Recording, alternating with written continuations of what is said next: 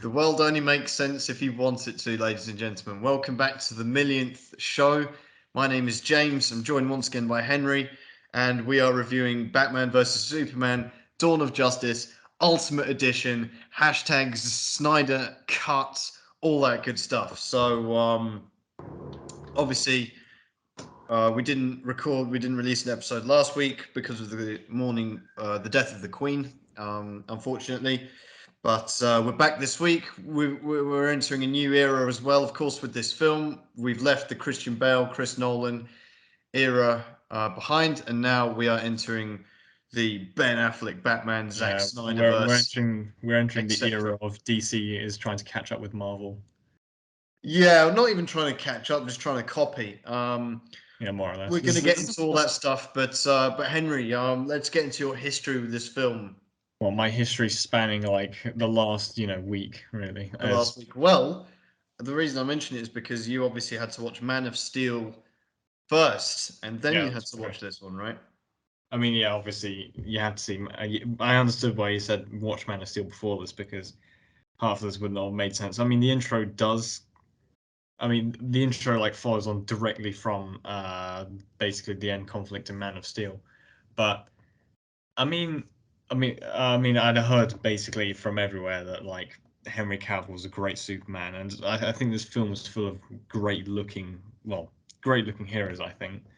I mean, the film looks nice to me, but I don't know. This was like really weird to me because I've always I kind of didn't know for a long time that Ben Affleck could play Batman. I kind of just assumed, oh, the Dark Knight trilogy, and then they just decided 10 years later to make the Batman. Because there's no like single Ben Affleck Batman film so far as Yeah. I know. It's No, like it kind of flew under the radar for me. But I do remember like I must have been like 10 or 12 or something when this was coming out. So I so remember you wouldn't remember the controversy of him being cast then, because that was really a maybe big deal. Yeah, it was Ben quite Affleck. controversial. I mean, it's like with Bond as well. You know, it's always going to be controversial when you have when you have whoever cast is bad. It doesn't really matter who it is. It's gonna people aren't gonna like it, right? And Ben Affleck was no different. But I think it will be worth touching on Man of Steel just in terms because we did have to. We're not going to review it, obviously. Maybe one day we'll do a Superman Yeah. ranking series, Oh man, but you have to go through like all the '70s ones and stuff. yeah. But I think it'd be worth at least getting your thoughts on Man of Steel to start with, and then we can really get stuck into this. Just a brief summary of how you feel about Henry Cavill's Superman, because obviously when we review this film and also the other Snyderverse films, we are going to be doing it with an eye, focusing on Batman, even though he's not necessarily, the main part of these films. He's just a part of it. So we are going to be focusing on that the most, so I think it's worth getting Man of Steel out the way at least. Yeah, Obviously, Superman will come up in the storyline, but he's only what half are the your time as thoughts on that in general? Just I mean, Man of Steel as a film in general, etc. I mean, I will say Man of Steel is like the only other Superman film I'd seen in my life was when I was as a kid. I'd seen not Batman, Superman 4, I think it was, which Okay. is I think like there's like a series of Superman films. I Mhm. mean, in a quadrilogy, and that was they supposedly got worse as they went on. And I remember that one. Even as a kid, I thought it was fucking terrible, man. It's like Superman gets like thrown into like inside of a lift and buried on the moon or something like that. Like, I don't know. I think Lex Luthor makes like a radioactive man or something to fight him, which makes no sense. But I don't know. Compared with this though, like this film. Oh, sorry. Compared with Man of Steel, man, these two films mix my head because of the intro. Um, I thought it was quite good because it like got a good intro for Superman. Like I was interested to see how like they set up like the good first like 20 minutes. So Yeah. starts entirely on Krypton and what led to these decisions and so on and who General Zod is. So I quite oftentimes I think it's oftentimes I think it's good in a lot of films when they introduce the villain like in the first like 15 minutes or something, so Mhm. they can properly set them up rather than just oh yeah they get revealed near the end and it's like oh yeah by the way this is the person you're fighting and it's like Mhm. um But yeah, Henry Cavill as Superman. Yeah, I'd have to say he looks great in his suit as well. Especially, it's like fantastic. And I was interested in the bit where they were like, "Oh yeah, an S like on your chest stands for Superman." He's like, "Oh well, it's actually a symbol of my house or my family." Da da da on Krypton, and they were like, "Yeah, okay then." That was definitely how the comic creator originally made it. But anyway, um, I don't know. I quite liked it. I mean, given the benchmark for my Superman comparisons, I'd say it was a pretty good film. And certainly, I was very, very surprised to see them lean into that with the intro of this film, like straight up. Yeah, I remember I insisted you watch Man of Steel before we reviewed this one, just so you could understand the context of Henry Cavill's Superman. And it's worth bearing in mind as well, because once we finish with Batman, we're going to be reviewing other film franchises, including James Bond, of course. And we Yeah. may very well be looking at the next James Bond in Henry Cavill. I Well, know it's maybe. pretty Yeah. irrelevant speculation compared to the subject, but I still think it's interesting. Kind of, I don't think I've seen Henry Cavill in anything else, and he's obviously, I don't know if you know, he's English as well. Well, he's actually from Jersey. I had to double check this. He's from Jersey, like on the Channel Islands, if you can believe Cool. that. Yeah, with like a population of like 40,000, I think it is. So yeah, Oh, there you go. okay. And also So the only other person in the world called Henry. So yeah, you're not except alone. eight British marks, but Yeah. like yeah, that maybe helped in his casting because to be like this also play this guy from like the middle of nowhere in Kansas as well, like as Mm. Clark Kent. I Uh, think Superman's just generally a hard character to do well because he's so yeah, I boring. know because If his we're original honest, concept. Superman's a very like, it's really hard to make him like not a Boy Scout, clean and everything. I mean, he still is despite everything, but they with Man of Steel, obviously they tried to make us kind of a dark Superman kind of film. Well, make it as dark as possible, give him these moral decisions. Yeah, his real world problems, like Because it's like structural it's a damage and weird all. one because obviously the Dark Knight trilogy was like obviously approaching Batman in a very grounded manner, and this isn't. This incarnation, this Snyderverse, is more moving towards a more spectacular Marvel style cinematic universe. But even so, it begins with Man of Steel, which is okay. Yeah, the first 20 minutes, which happen on Krypton, are very Marvel esque, but the rest of the film is well, the middle chunk of the film, let's say, is quite grounded, right? And it's Yeah, like fully. realistically dealing with how Superman, if he was real, if he came to this planet, how we would respond to him and deal with him, etc. Obviously, that it goes on to explore that further in this film. Yeah, There's a because lot that happens in this film, Batman versus Superman in general. I mean, it didn't really dawn on me until, no pun intended, until I was actually sat down to watch it again. I think this is a film I think I watched it for the third time now. Worth mentioning as well that this is the extended Snyder cut we're reviewing, not the original, the theatrical version, which is half an hour shorter, which I did see originally, and I was like, oh, this is shit, pretty much. And then I watched this version, which was far better, even though it's only got half an hour extra. It uses it, and it's obviously more to set up Justice League better and flesh out these characters a bit more. yeah, Um, did it give like a few extra seconds to the Granny's peach tea or something? Sorry. Did it give a few extra seconds to Granny's peach tea or something? Linger on that Oh last fuck, jar you bit. know. Yeah, no, I don't think that was possible. There's a good 10 minutes of the film just into that. Yeah, it's just like it's just that montage of that one jar. Oh yeah.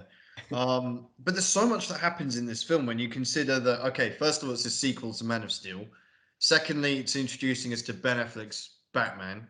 Yeah, and Warner Thirdly, it's like Brothers. this whole moral conflict with Superman on the planet, still dealing with that. Yeah, he goes to Uh, court. Fourthly, it's introducing a bunch of like Lex Luthor, etc. A whole new, with the Batman thing, a whole his ensemble of extras as well. You've got the actual Batman versus Superman fight.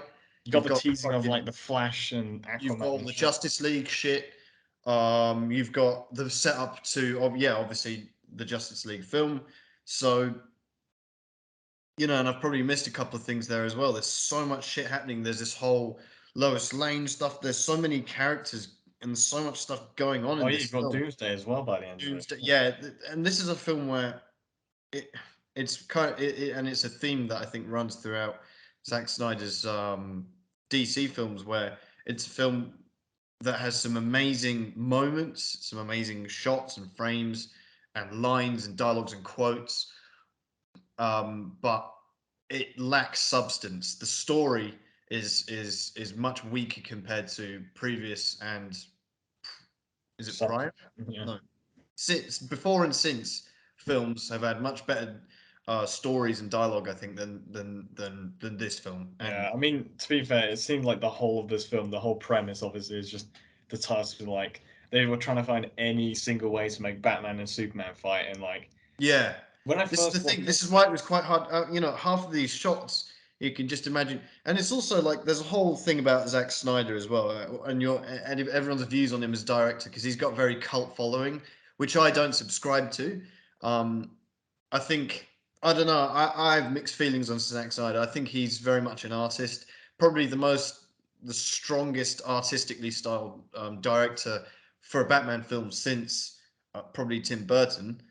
Um, and that obviously shines through a lot, but it comes at the expense of a good story, which to be fair is coming off the back of Chris Nolan's Batman, which is like all story and character driven. It's fantastic, and it's very hard to follow on from that. And yeah, this, I don't think even tried to follow on from that, to be honest. yeah, because they went in a whole different direction, really.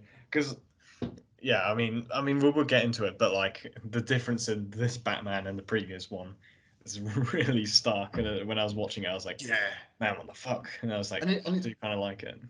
and it's this whole it's the whole concept of actually an older Batman. This is a Batman we haven't seen before. Ben Affleck is obviously older than Christian Bale, and started. Christian Bale started as Batman in 2005. Um, Ben Affleck in 2016. Over a decade later, so you have a Batman who's been active for 20 years, right? As it's continued referenced by Alfred as well. He's been active for 20 years, so we can basically more or less consider that because this Batman doesn't cancel out in a sense any previous iterations of Batman. We can assume by this point he's fought and defeated most of his villains, and he's gone through a lot already. And they do a good job of not needing to really go into that. There's a lot of show not tell in that department when we're looking at Batman and his little conversations with Alfred. They really make the most of them, which we'll obviously get onto Yeah, later. But that's I true. think it's interesting seeing an older Batman and basically a fully fledged Batman as well. He's got all the gear, all the equipment. He's been there, he's done that, he's seen it all. Yeah, Everyone knows he's even him. got his little like little brand he puts on people. Just Yeah, yeah, yeah. There's some very cool stuff. Although I think, like I say, again, this film is trying to achieve so many things within a 3 hour frame that it just comes at a cost of a lot of actual substance and things making sense. There's going to be a lot. I can already see it coming with these films we're going to review. I mean, this one, Justice League, Suicide Squad. You've got yeah, really basically some questions really this. cool scenes, some really cool moments that just don't make sense. They're very cool, but it's like it's just there just to be in the trailer, or something Yeah, like that. It's like well, do it for the yeah, trailer. You can imagine Zack Snyder for half of this fucking film directing it. Come on, let's do it for the trailer. Let's do it, just to get this cool frame in there. There's so much of that, and it is cool, but it's also like, okay, well, it needs to make sense as well, and yeah, I think and they it often don't do a feels very good like job of that sometimes. yeah, and it often feels like some of this is like there's very little actual Batman versus Superman in this. I feel almost like because like Yeah, their total fight time is like well, 5-10 minutes. The rest of it's like all this other stuff that's happening, as you said. yeah, No, it's no, all building up to it. It's all trying to explain things, getting from A to B to C. The fight itself, yeah, I mean, obviously we'll get there ourselves, but I don't know. The thing is, I mean, I think a good way to illustrate. I'm going to invite people behind the curtains a little bit here, but obviously I write notes for the films, and for example, The more story orientated ones, like the Dark I Knight got or loads of whatever, notes on it. I they'll bet. take 3, even 4 pages of notes here. For this film, even though it's the longest one we've reviewed yet, this only took 2.5 pages, which is like I think maybe about the same as Batman Returns or something like that. Yeah, I noticed that as Uh, well because I was writing some for this and I was like, There's a lot yeah, going on, but there's not really much not much to like say about it. detail to It's go just like, into. oh, Yeah. that happened. But then again, we'll see actually how long this episode turns out to be. It could be 2 hours, it could be three, ladies and gentlemen. Because obviously, as well, at the end of this episode, we're going to review. Sorry, we're going to rank a lot of elements because we need to. We've got a whole bunch of. We've got a new Batman, a new Alfred, a new Batmobile, new bat suits, two new bat suits, a new Batman theme. Um, we got a whole bunch of shit we need to get into. So The intro is like straight out of Batman, but sorry, yeah, Man of yeah. Steel. So this film opens concurrent. That's the right word, right? To Man of Steel. To present day, yeah, Yeah, in the middle of the end. very fucking cool opening, in my opinion. Okay, actually, the very, very opening of this film was a little quick recap of the origin story for the. Well, I mean, I don't think there's anyone who walks into the cinema for this film that didn't see the Dark Knight trilogy, okay? But in case you didn't, in case you forgot, in case you're in a coma or something, they did do a little origin recap where we get, basically Batman's parents being killed, fucking Oh yeah. a Oh, whole bunch of pearls, we get oh man. make sure that we hear the word Martha, okay? Thomas Wayne, his last words are not what was it he says in Batman Begins? He says it quite fun. He's like, "Don't be afraid." In this film, he says, Martha. So Oh man. Yeah, we get a it's like whole good dollop of pearls. In oh fact, yeah, when it's we like watched it, it's we like watched the it's opening this, together, and you said, "Oh, do we get the pearls?" And you were like, "Oh yeah, we get yeah, pearls in this is fucking." literally like this is what half the Snyder cut went towards. It's just this whole like several shots on the pearls, man. It's Yeah, the this is the pearl best fucking cut, you know. Like montage. I was interested to see that Hans Zimmer did the music for this as well in the credits. I was like, oh, he's back again.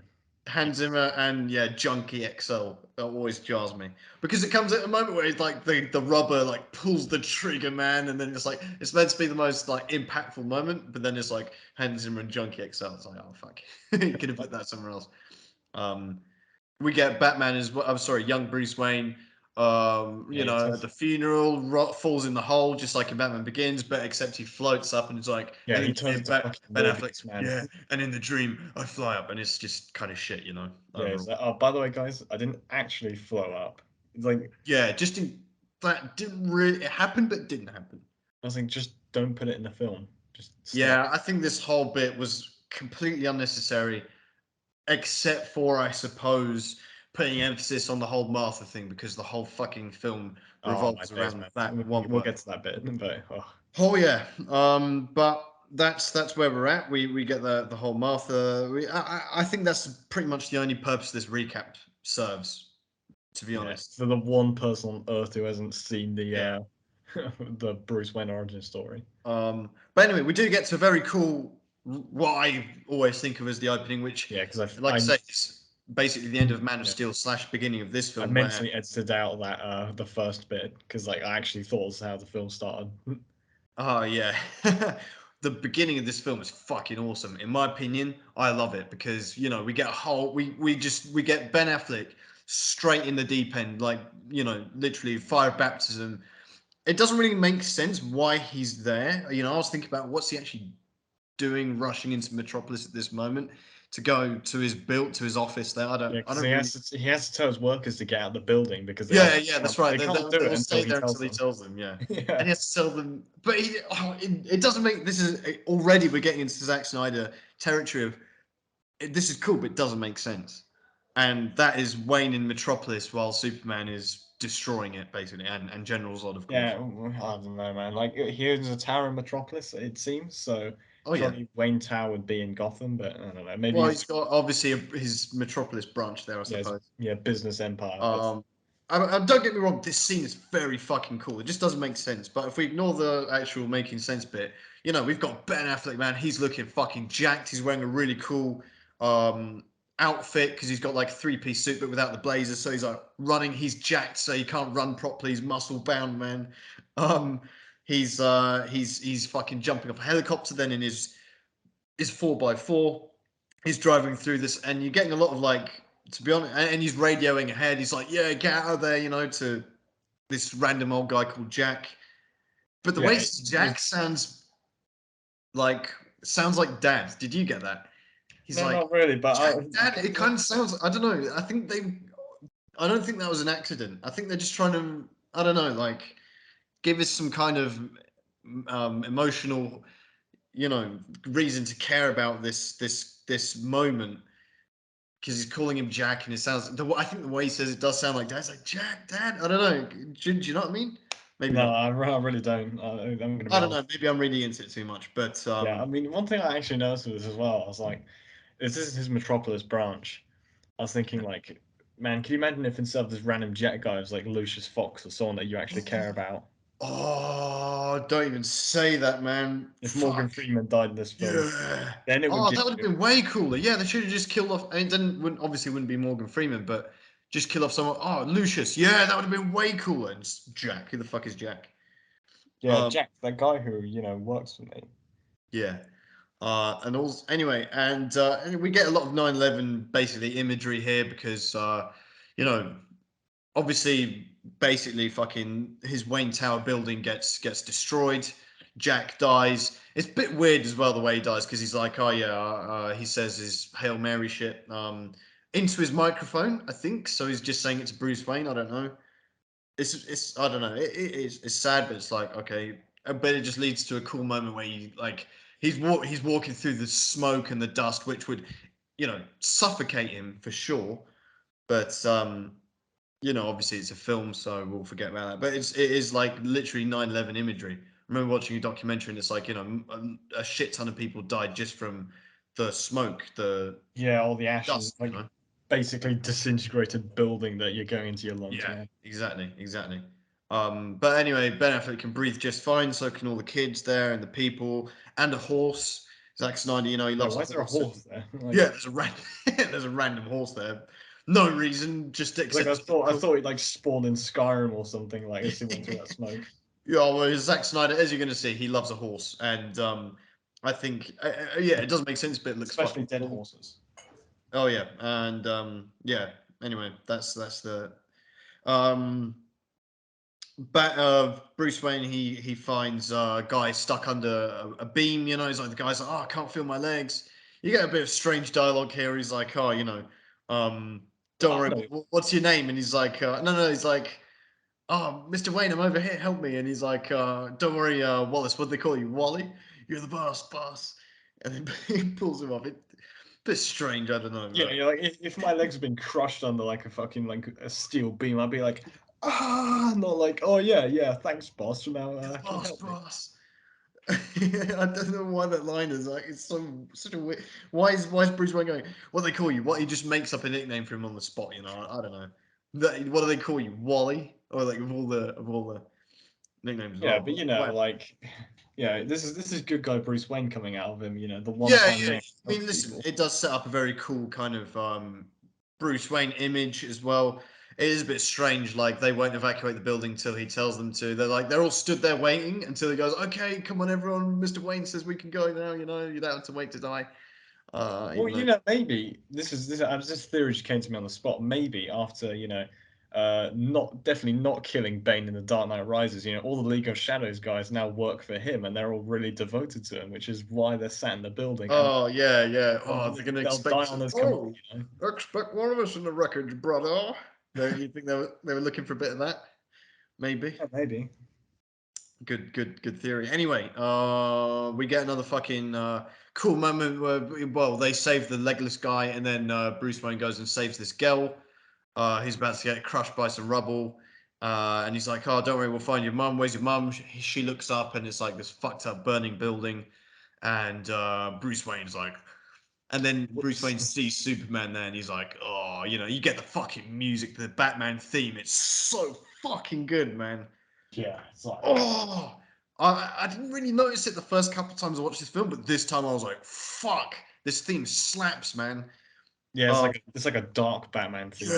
yeah, it is proper dark. Da, da, da, da, da. It's so fucking good. Hans Zimmer goes all out, man. Um, but anyway, yeah, it's fucking awesome, man. Um, we then cut to a little bit where there's going to be a lot of things we kind of skip out. There's so many little scenes just thrown in there to kind of tie it all Yeah, it's together. like There's a little half of bit. this film is just so we cut to this bit. Yeah, we get a bit of they find some kryptonite in the Indian Ocean. That's important. Yeah, that's Um, like a 20-second scene. They move on. Oh, we're now in Africa. 18 months later. yeah, you know what this film gave me Casino Royale vibes in that there's just bang, bang, bang, bang, bang, scene after scene after scene. There's like fucking a million things happen in this film, but at the same time nothing, you know. So then we get Lois Lane in the desert on a Jollies Nairobi or whatever. as a journalist, not as a woman, but as a journalist. Um, she basically gets mixed up in this undercover CIA shit with some kind of stereotype African arms dealer, terrorist Oh slash yeah, freedom the rebel fighter. cub. Totally not Gaddafi. Um, and yeah, basically Superman bails her out. Long story short. Um, I mean, although he's framed I for killing him, isn't he? But he also definitely killed that guy. Like, totally kills him. Oh he yeah, sent him through like several layers of like walls and shit. Superman is a fucking killing machine, man. In Man of Steel and in this film, and so is Batman, but to a lesser extent. Batman only kills who he can with his human limitations, right? Yeah, but he had 20 years of crime-fighting Superman mafia. kills I don't fucking. know. He's merciless, bruv. Um, you've got obviously, although you know what, he kills this guy that has Lois Lane at gunpoint, right? But what gets me every time I watch this film, this is the third or fourth time, I think the third time, I always expect him to do his laser eyes and just burn his fucking head off, right? But Yeah, he doesn't. same. He Lois Lane moves a little bit and then nods at him and then he smashes him through the wall instead. Why doesn't he just laser him in the face? You know what I mean? Like that's what Oh, I I want. don't know. Maybe he'll like see it for a second. His eyes go red. And he's like, oh, might be a good time to shoot this lady. I don't know. Yeah, Oh, but I guess I don't know. It's fucking stupid. yeah, But Saul made a good point of this scene actually that it would have been better. I mean, because the whole film, a lot of this film surrounds like, did Superman actually kill these people? Like oh all yeah, the people there. I mean, but obviously throughout the whole film, we know obviously he didn't because we saw at the beginning he didn't kill them. Maybe it would have been better to leave it as a bit of a mystery as to like Superman goes in and then you only see the aftermath of it. And then yeah. I know what you mean. I know what you mean. Yeah. Although I think the problem is that he's so clearly not. I mean, indirectly killed people in Man of Steel, right? I mean, the collateral damage that happened at the end of that film, oh not just lives, but also fucking billions and billions of dollars in real estate and shit as well. Office buildings that they fucked up as well. So, yeah, and a hell of a lot of people died. Well, I mean, that's Batman's whole motivation as well, right? At the beginning of this film, he sees Jack, and all his he sees Jack die basically, and this guy fucking has Jack his that legs cut off, physical and this character. girl's mum dies, and it's like fuck, this is basically Superman's fault, pretty much. So Yeah, but it not was also General Zod's as well, mainly yeah, because of yeah, the obviously giant James ship. Bond, but you know, it, if it's me, I'm saying Man of Steel. I mean, Superman is guilty party as well. We should add as well that what's happening now is 18 months since Man of Yeah, Steel, since Man of right? Steel, but Slash 2 years, 18 months, 2 years. This yeah, all takes place over the course of about 6 months. So yeah, I always wondered that. Why doesn't he use his laser eyes at that moment? Who knows? yeah. And the thing is, I'm not entirely sure. Is like in the scene where they like frame Superman for killing these people by just shooting a bunch of these people up. I can't tell. I'm pretty sure they only kill terrorists. I think, or they kill civilians as well. Well, it's hard to. Yeah, I think they just killed terrorists, but then that lady comes out there. He's like, yeah, he was this, but he was also my husband or something. Um, and I don't know if we're going to come back to this actress, but I was like, where do I know her from? I recognize her from somewhere, and she is in Luther, like that TV series I was gone about. Yeah, that TV Um, series you go on about that, I know nothing about. she's in that, and I was like, oh yeah, that got me hyped for no She was reason. pretty good in this film, I think. Yeah, Not yeah. She only very pops well. up like a few times, but what she does, I mean, yeah, it was just nice. I was like, yeah, there's a lot of familiar faces in this film, to be fair, and she's one of them. Anyway, this is our whole setup for Lois Lane to go on some detective shit that no Yeah, one her really epic cares quest about, against but it's Wolverine. important for the pretend story of this film. Yeah. Um, we then cut to Gotham or slash Metropolis, where they're having an American football game, which Gotham lose in the last minute. So that's a catalyst for a fight in the city. Um, that leads the police to find some kind of fucking sex trafficking dungeon where Batman is. So this is where we get a glimpse. We only get to glimpse Batman because obviously the police guy goes up and then Batman he like Yeah, looks up. Batman sat there in a corner. He's in It's the like fucking corner. Yeah, it's so cool, man. Um, it was cool the fact that he was there, but he did look to me like he looked a little funny in that, just standing yeah, up like hunched up like this huge guy in the corner, like trying like this guy would probably be spotted first thing. I'm not gonna it lie. was strange, but yeah, it was cool but strange. It was like, yeah, I mean, but it was like he was like an actual bat, except the right way up. So I don't know. I thought it was cool, but yeah, I mean, and obviously we get the music as well a little bit, and obviously we get to focus in on this new element of Batman that we never see before. Is the Bat brand. He's this criminal guy has got this branding on him. Um, I always found this scene a little bit strange, just to sort of dwell on it for a few more moments, where the police discover these like I guess it's sex trafficking that's going on there, right? This like Yeah, little something bad. cage, yeah, with all these, yes, yeah. Then it's not a charity, is it? Yeah, These women are in this like sort of cage, and the police are like, yeah, let's get you out of here, and they fucking close the cage again because they're scared of Batman or whatever, I guess. I always found that to was be a little bit fair, they strange because probably you are think scared of after being 20 branded. years they kind of know Batman's all right, but maybe not. Batman's turned dark as well at some point, I think. Yeah, because by this point it's like, oh yeah, whoever gets branded gets like killed in prison and so on. Like, it's Yeah, well, I don't think he's branding. He wouldn't brand them. I'm sure they would know that he's not going to brand. I'm sure they would know that Batman is there to help them. Like, I don't think they have really, at this point, would have because we have to assume a lot, obviously. But I would assume that they would know Batman's not going to fuck them up. yeah, But but I mean, to be fair, like Gotham is like a city of I don't know, 10 plus million people, right? yeah, However many times you actually encounter Batman, you'd probably hear like a million more like rumors and shit about him, especially as he gets older, he's more violent and so on. Be like, oh yeah, he like took off my mate's head the other day or something like, or like, oh, or someone I know like saw him chop someone's hands off or something like that. but I mean, Uh, 20 years later, I think 20 years, it would be safe to assume that he's not going to come for the innocent sex workers here or whatever they are. I'm not really sure. who knows? But I don't know. With something like Batman, it'd be like legend, like sort of like urban legend, really half the time. Well, I mean, by I this don't know. time they It's a know tough he's one. I real. think that would be the case in the Dark Knight trilogy, or any other incarnation of Batman, more or less. But I think this one is like 20 years. I think you'd have a pretty good idea of who Batman would be by then. 20 years. But It's he not does like change over those 20 years, doesn't he? Especially as you can see by this I point. suppose. Yeah, I suppose. I suppose. Like he's just Anyway, people for. we get to a scene where Lois Lane is like finds a bullet in her diary, whatever. She sits in the bath. Superman or Clark Kent actually walks in. He gets Uh, in the bath fully yeah, clothed. gets in the bath fully clothed, man. How dirty can you be? Yeah, I know. It's like that's the only thing I noticed about this scene. He's just in the bath fully clothed, man. I think that must have jarred everyone, man, because he's like doesn't even take his shoes off, man. Just like I drags don't the remember. filth of Yeah, I know. Metropolis in there with him. Like I don't oh remember any of what they said. It's just he got in the yeah, bath. yeah. I can't remember any of the dialogue. It's like oh yeah, I don't know. I think it was about the desert things. Like, oh, you shouldn't have saved me. It's like, I had to, whatever. Like, I assume that.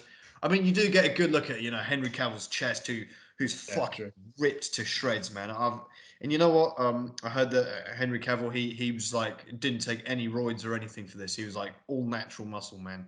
Hard to believe because his fucking muscles have got muscles, man.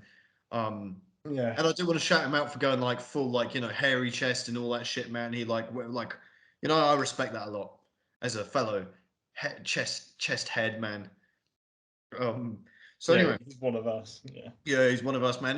Henry Cavill, I don't think I think Henry Cavill's Superman, his performance is. I think is he's it's a hard role to really do well. I think he does well with what he's got, but it's just so hard to be a good Superman next to a good Batman because Batman is such a far more interesting and deeper and more relatable character than Superman. Superman's just like this, okay, whatever, Yeah, like it certainly helps that Batman, can die. He's mortal. yeah, exactly. Oh well, Whatever. Superman can, as we'll find out in this, sort of Yeah. die. Yeah. Anyway, we get to see the Batcave. We get to meet Oh yeah, Jeremy Irons, New Alfred, Batcave check. new Batman. Yeah, new Batcave, new Alfred. Alfred. Yeah. So Jeremy Irons, Alfred. You liked Yeah. him? I mean, obviously this is following on from Michael Caine, so I don't think anyone's gonna beat. But like, this guy, this Alfred is like, I can totally understand. This wouldn't be Michael Caine's one, but obviously, like, this is one of the things that would never follow on, from the Dark Knight. But like, after 20 years of seeing Batman evolving, he's got like no life. He's just killing people, branding him. I'd be sick of his shit as well. This Alfred, like, he does some great lines. He's like, saying Batman basically like, shut the fuck up. And I did Yeah. notice in this, sometimes he just drops calling him Master Wayne. Mr. Wayne, can you like fucking get out of there, will you? Yeah, Or something like that. Jeremy Irons Alfred is fantastic. I Like they think, have yeah, banter, but obviously, it's it's not like funny banter. It's just like, fuck you. I yeah, want he's just to. like done with this shit, but he's still doing it. He's like really reluctantly like helping Batman. And it's just like yeah, and It's like, every oh, chance he gets, he's kicking, sticking the foot and sticking the boot into Bruce Wayne. Just like yeah. fucking get a family, man. Like Yeah, he probably let me hates the inside, you job. can. He probably hates the job, but the pay's too good for him to leave. So Yeah. And Jeremy Irons has some like really dry banter, man. It's not like Michael Caine's Alfred. He's like jolly sort of uncle, granddad. Jeremy Irons is just like he's so fucking cool as well. And he's just like, although the funny thing is as well, I find even though the funny thing with this film is the age differences between the actors. Okay, so this is the first Batman Alfred, and I think the only Batman Alfred where they seem the closest in age. I don't really feel that there's a huge age gap, even though there is a big age gap between Jeremy Irons and Ben Affleck as act as people. Um, but I think the Bruce Wayne and the Alfred, they feel like they're not, decades apart in yeah, age. he couldn't really look like he'd be his dad. They look like the same age group. And it always bugs me, I always notice the age gaps between, certain characters, right? And in this world in general, you have like quite a young Joker, you have an older Batman, you have a younger, Superman's significantly younger than Batman, for example. Lois Lane, well, Amy Adams is 10 years older than Henry Cavill, and then Superman's mum Martha is 10 years, the actress for her is only 10 years older than Amy Adams. So it's like, I don't know, there's a lot of like, of that going on. I always notice that shit. I don't know if that really matters to anyone, but for me, it's Yeah, it like, doesn't matter to me. I can tell you oh, that. that's But right then. I mean, the only thing Um, I did notice was the fact that Alfred and Bruce Wayne kind of do look like similar age as Batman. and I've got a bit of trivia for you here, Henry. Do you know I who do. was nearly cast as Alfred for this film? Come on, you're gonna pull out like something crazy, like, I don't know, I am. fucking. Are Who, you ready for this? who was it? Timothy Dalton. Oh man, that would have How'd you been like that? great. How'd you like that? Ah, I don't know why they've, no, I don't know why they've never cast a former Bond why would you as cast a former Bond for anything? I Like, don't know why they haven't yet, but why haven't they cast a former Bond as Alfred yet? yeah, I mean, like, That'd be amazing. That's totally what Bond would do when he retires, man. He would become an Alfred. Huh? oh, like, well, I mean, to be fair, though, we're gonna have Piers Brosnan as what's his name in Black Adam? Is it Doctor Fate? I think, the DC film. I don't know. I mean, I think if you're going to choose a particular like, Bond as an Alfred, I think Well, unfortunately, Sean Connery and Roger Moore have passed away, but even if they hadn't, I still think Timothy Dalton's got to be right up there. Just on the strength of him, is obviously in Hot Fuzz as well. I think he'd be very good Alfred. Yeah, I And mean, who knows? Maybe in the fullness of time, we could get a Daniel Craig Alfred one day. You heard it here first. People, might get a Piers Brosnan Alfred if DC like him enough. Pierce Even Brosnan though, Alfred. It wouldn't Mm, make any sense. He wouldn't be I good. don't know. I don't think he'd be as good. I think Timothy Dalton Alfred. I'd have turned up for that for sure. But But George Lazenby, Alfred. I don't know. They're never calling him back for anything after Yeah, yeah. Universal Poor stole old George the thing. Lazenby. Anyway, back to it. Um, we basically get a bit of plot development here where Lex Luthor he's acquired a bit of kryptonite and he shows it to a senator and some important people in the U.S. Army or some shit. And he says, "Yeah, I just need this kryptonite for Superman Yeah, to keep he us needs to get safe. it You know, this isn't imported. home defense. This is planet Planetary defense, defense. whatever. Yeah. And all he wants is access to the Superman ship from Man of Steel and General Zod's body. And then he like gives the sweet to the guy, puts it in his mouth. Bit weird. What do you think of this Lex Luthor, Jesse Eisenberg's Lex Luthor? How did that sit with you? Because I think this, you know, Yeah, I can tell this is probably other people like him or don't. mm, But for me, it was like 50-50. I kind of half liked him and half didn't because I don't know where the guy was going with him half the time because it's mm, like he's got these like weird mannerisms, like he's yeah, like doing a Heath Ledger or some shit. But it's like not he hasn't like leaned in all the way, so it's kind of like it's like he's half trying or something. But then he's also kind of insane, but he's also trying to give speeches and shit, and he's like doesn't know what he's saying. yeah, It's like it's like I think they're trying to show someone who like isn't very stable, but it comes to the point where it's like, is this guy acting or is he like having an attack on stage or some shit? Like, yeah, yeah. I appreciate what Jesse Eisenberg was trying to do as Lex Luthor. I kind of I got it and I liked it, but I don't think it really fit in this film. Like the tone of the rest of this film and every other character in it, I think this Lex Luthor just really took me out of it a lot with his like you say, with his mannerisms and with his his he's so like he's so jarring, just like his his incoherent. And yeah, of course, they're trying to display someone that's insane, and they do that very successfully, I think. And he's just so young as well. Like he's like yeah, again, that it's I the age. also I He's was younger like, than all of them. He's the youngest one there, surely. He's like when I saw this first scene with him, he's sort of like, oh yeah, my dad this, my dad that, my dad hung this painting, but yeah. then. And I was like, oh, it's Alexander Luthor. And I didn't, the Lex Luthor part didn't like click into my brain. I thought, is his dad Lex Luthor? And we're just looking at Uh, his son like walking around his house or something, and we're going to see Lex Luthor later. And I was like, oh, it's Lex. yeah, it's Oh, okay. it's he's it's a strange character. I personally, I kind of I respect it, but I wish they'd maybe just tried a different. I think this would have really benefited from, for example, like a British actor who's done a lot of villains, bit more experience, bit older, like and that's good at doing villains. I'm trying to think of like an example. Like the guy in oh, his name escapes me, man. I'm gonna look him up quick, but he's like he's bald and he's in Shutter Island, but then I remember you haven't seen Oh that yes, yet. of course. I haven't seen Shutter Island. Let me find his name. Long may I be damned for that. Yeah, you got it. Ben Kingsley, for example, or I mean, obviously, a previous Lex Luthor was Kevin Spacey. I mean, like a more of a seasoned actor that's has a very intimidating screen presence. Jesse Eisenberg just doesn't have that.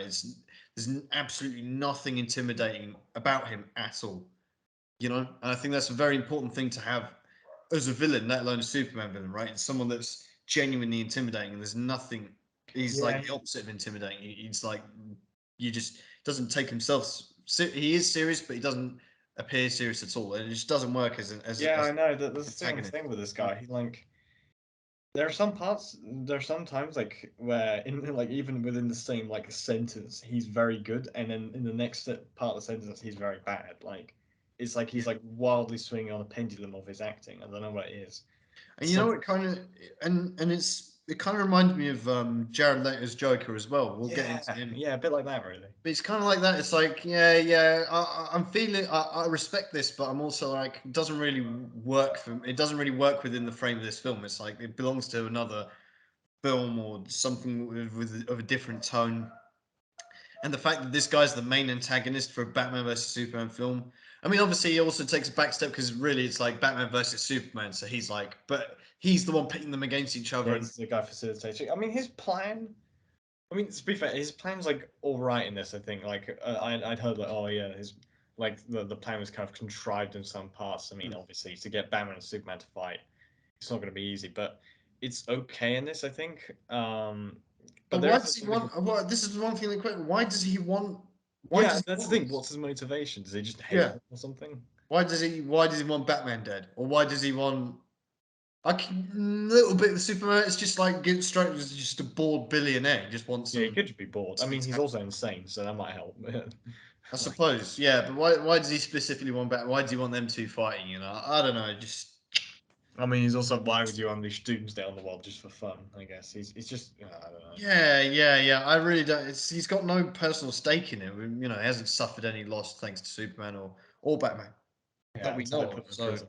his motivations are completely non-existent, really. Yeah, I mean, and someone else made a good point of this.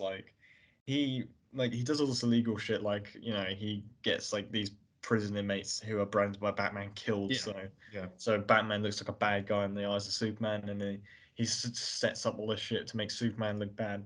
Like, obviously all illegally, and he just gets all these people killed. But he wants the import license for his kryptonite when he could just illegally smuggle it into his building, right?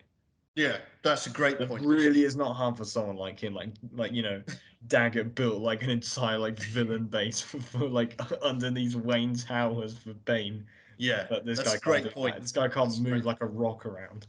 Yeah, that's a great point, actually. Yeah. Anyway, I think we've dwelt on. We'll come back to him, Lex Luthor. We've also got okay. So then we get the next bit where the guy from before, Wally, who lost his legs thanks to Superman, basically.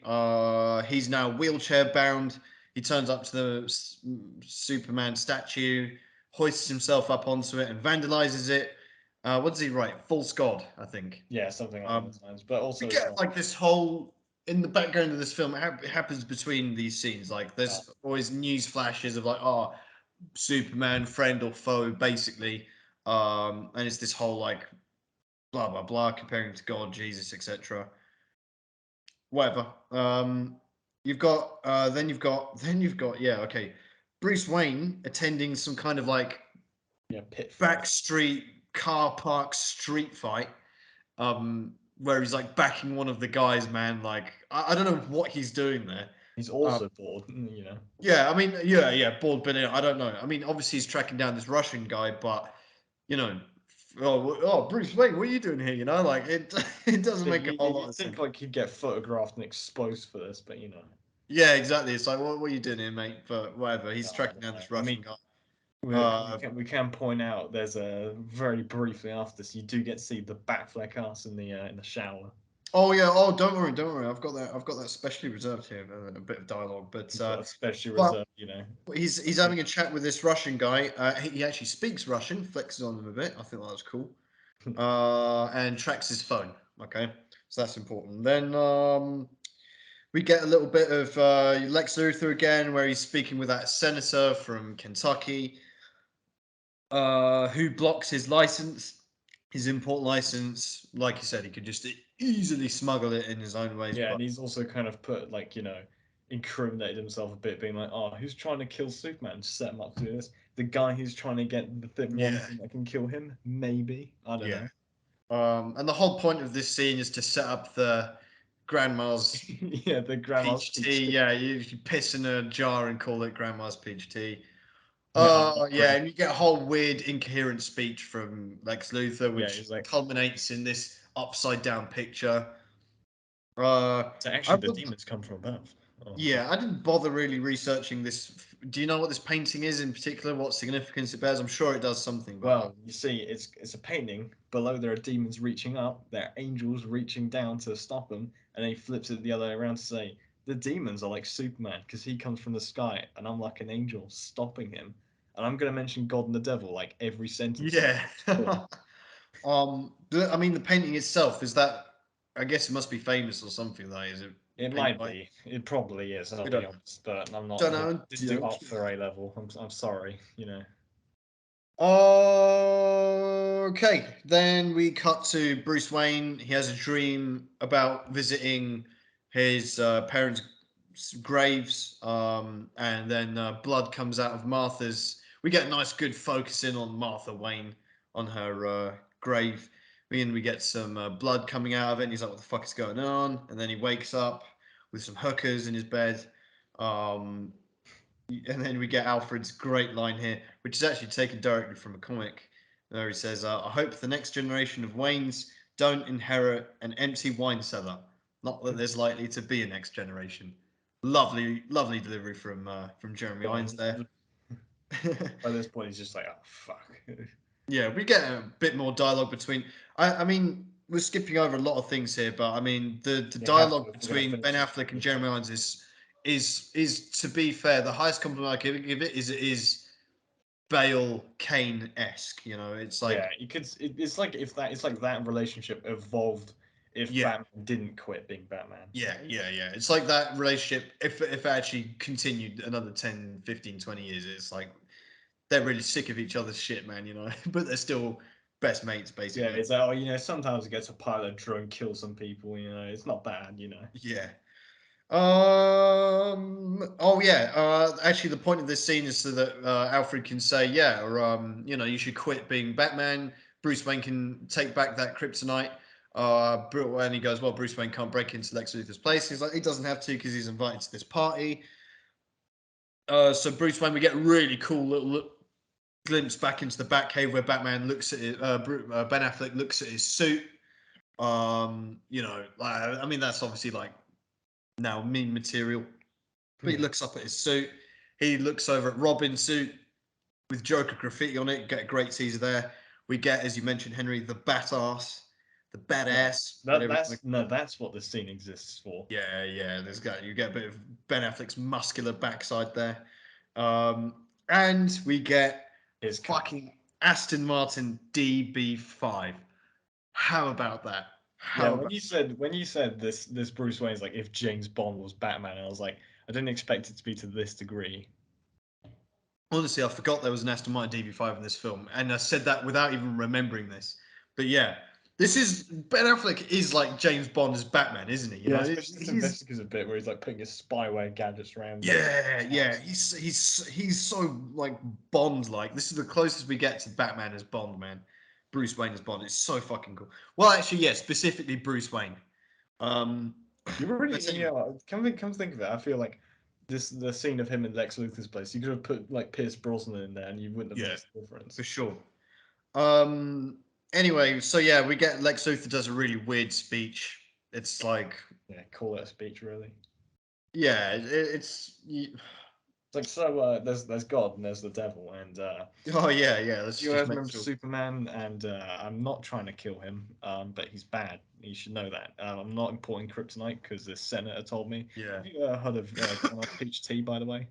books of knowledge and knowledge is power, and You know what the oldest line in America is? There's quite a few of them. I want to kill everyone in this room. Thanks for coming. I might shave my head by the end of this, or Yeah. something for me. I don't know. By the way, everyone, I'm insane. If you weren't aware, just make sure that's the takeaway message here. Does he I'm not? fucking a fruitcake. I'm nuts. Just remember that, and Does he be not on your like way. have like a PR manager or something who tells him like, Oh, yo, he's got need to zero PR, man. he's like, He's you need to got like stop being autistic, man. Like, yeah. His this Lex Luthor is fucking stupid. Actually, what am I talking about, man? I don't respect this at all. It's fucking batshit stupid, man. But anyway, we get Wonder Woman in here. In fact, this whole scene is just so Lex Luthor could come later and deliver a few lines for the trailer. Oh, Bruce Wayne meets Clark Kent. Why does Lex Luthor know who Clark Kent is? I don't know. He's yeah, that's just a so good point fucking. actually. He's Like, just a two Bob reporter, right? He's like, why does he? Oh I mean, yeah, I guess Clark Kent meets Bruce Wayne. Like that has any significance to someone like Lex Luthor? yeah. I guess the point is like he does like that confused me. And I was like, oh, but he does know Clark Kent is Superman. Yeah. I can't quite remember, but uh, Um. But anyway, we get a little glimpse of Wonder Woman as well. Um. Who looks amazing in her dress. Superman can hear, or Clark Kent, he can hear Alfred having a chat with Bruce Wayne. So he's like, "Oh, what the fuck's going on here?" You know. Bruce Wayne's going down to place a tracker on some Lex Luthor computer or whatever. Acts drunk. It's cool. He's like, "Yeah, and I like those shoes," you know. And yeah, and Alfred's like, "Oh, why don't you go upstairs and socialize? You might find a wife. I can't remember what the exact line is. It's very good though. Yeah, something Um, along yeah, you might find a wife, you might find a life, Bruce. yeah. Definitely, Um, definitely quoted that. Bruce Wayne meets Clark Kent, as we said before. He has a Sigma line Oh here. He yeah, goes, yeah. I just got that yeah, in my notes. because Clark Kent's like, oh, what do you think of Batman? The Bat Vigilante, and he goes, and Bruce Wayne's like pissed off. He's like, oh, Daily Planet, don't I own that one, or is that the other one? Is that Um, the other guy? I don't know. yeah, and then he goes, oh, don't you think it's hypocritical for Daily Planet to talk about, fucking, superheroes that are out of control every time your guy saves a cat out of a tree, he's on your headlines. And then Maybe it he's doesn't like, yeah, work there. well, maybe it's the Gotham in me. We don't like, freaks dressed as clowns. Oh, That's and probably I know you don't really remember these films when they came out, but that generated so much hype because this is like I say, half this film is just done for the trailer. Half the things that happen in this film are just for the trailer, and this was one of the lines that was in the trailer, and it was like, oh fuck, man, we're gonna get a new Joker or whatever. It was like so hyped up, man. Like I do sometimes wonder, like, why was Jared Leto given such a hard time over his Joker? Then I'm like, yeah, well, the hype for it was like, I don't know. Yeah, why did you put Jared? Wonder what would happen if you put Jared Leto in this? You Just know an what? I mean, extra thing to cram should have on. just put Jared Leto instead of Lex Luthor. I think would have achieved the same thing more or less. Yeah, maybe, but the fact that Joker wouldn't really have the resources to do No, it, he wouldn't. But he maybe could have. I don't know. But then he couldn't rig the Senate hearing. If Joker gave a guy, a wheelchair, be like, I don't know. Yeah, I guess I don't know. So anyway, we get all that shit. Yeah, and obviously Lex Luthor goes, "Oh, you've got a firm handshake. You should not pick a fight with this guy." Like, oh, okay.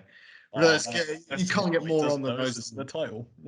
Yeah, Lex Luthor's just there to just give you on the nose deliveries, man.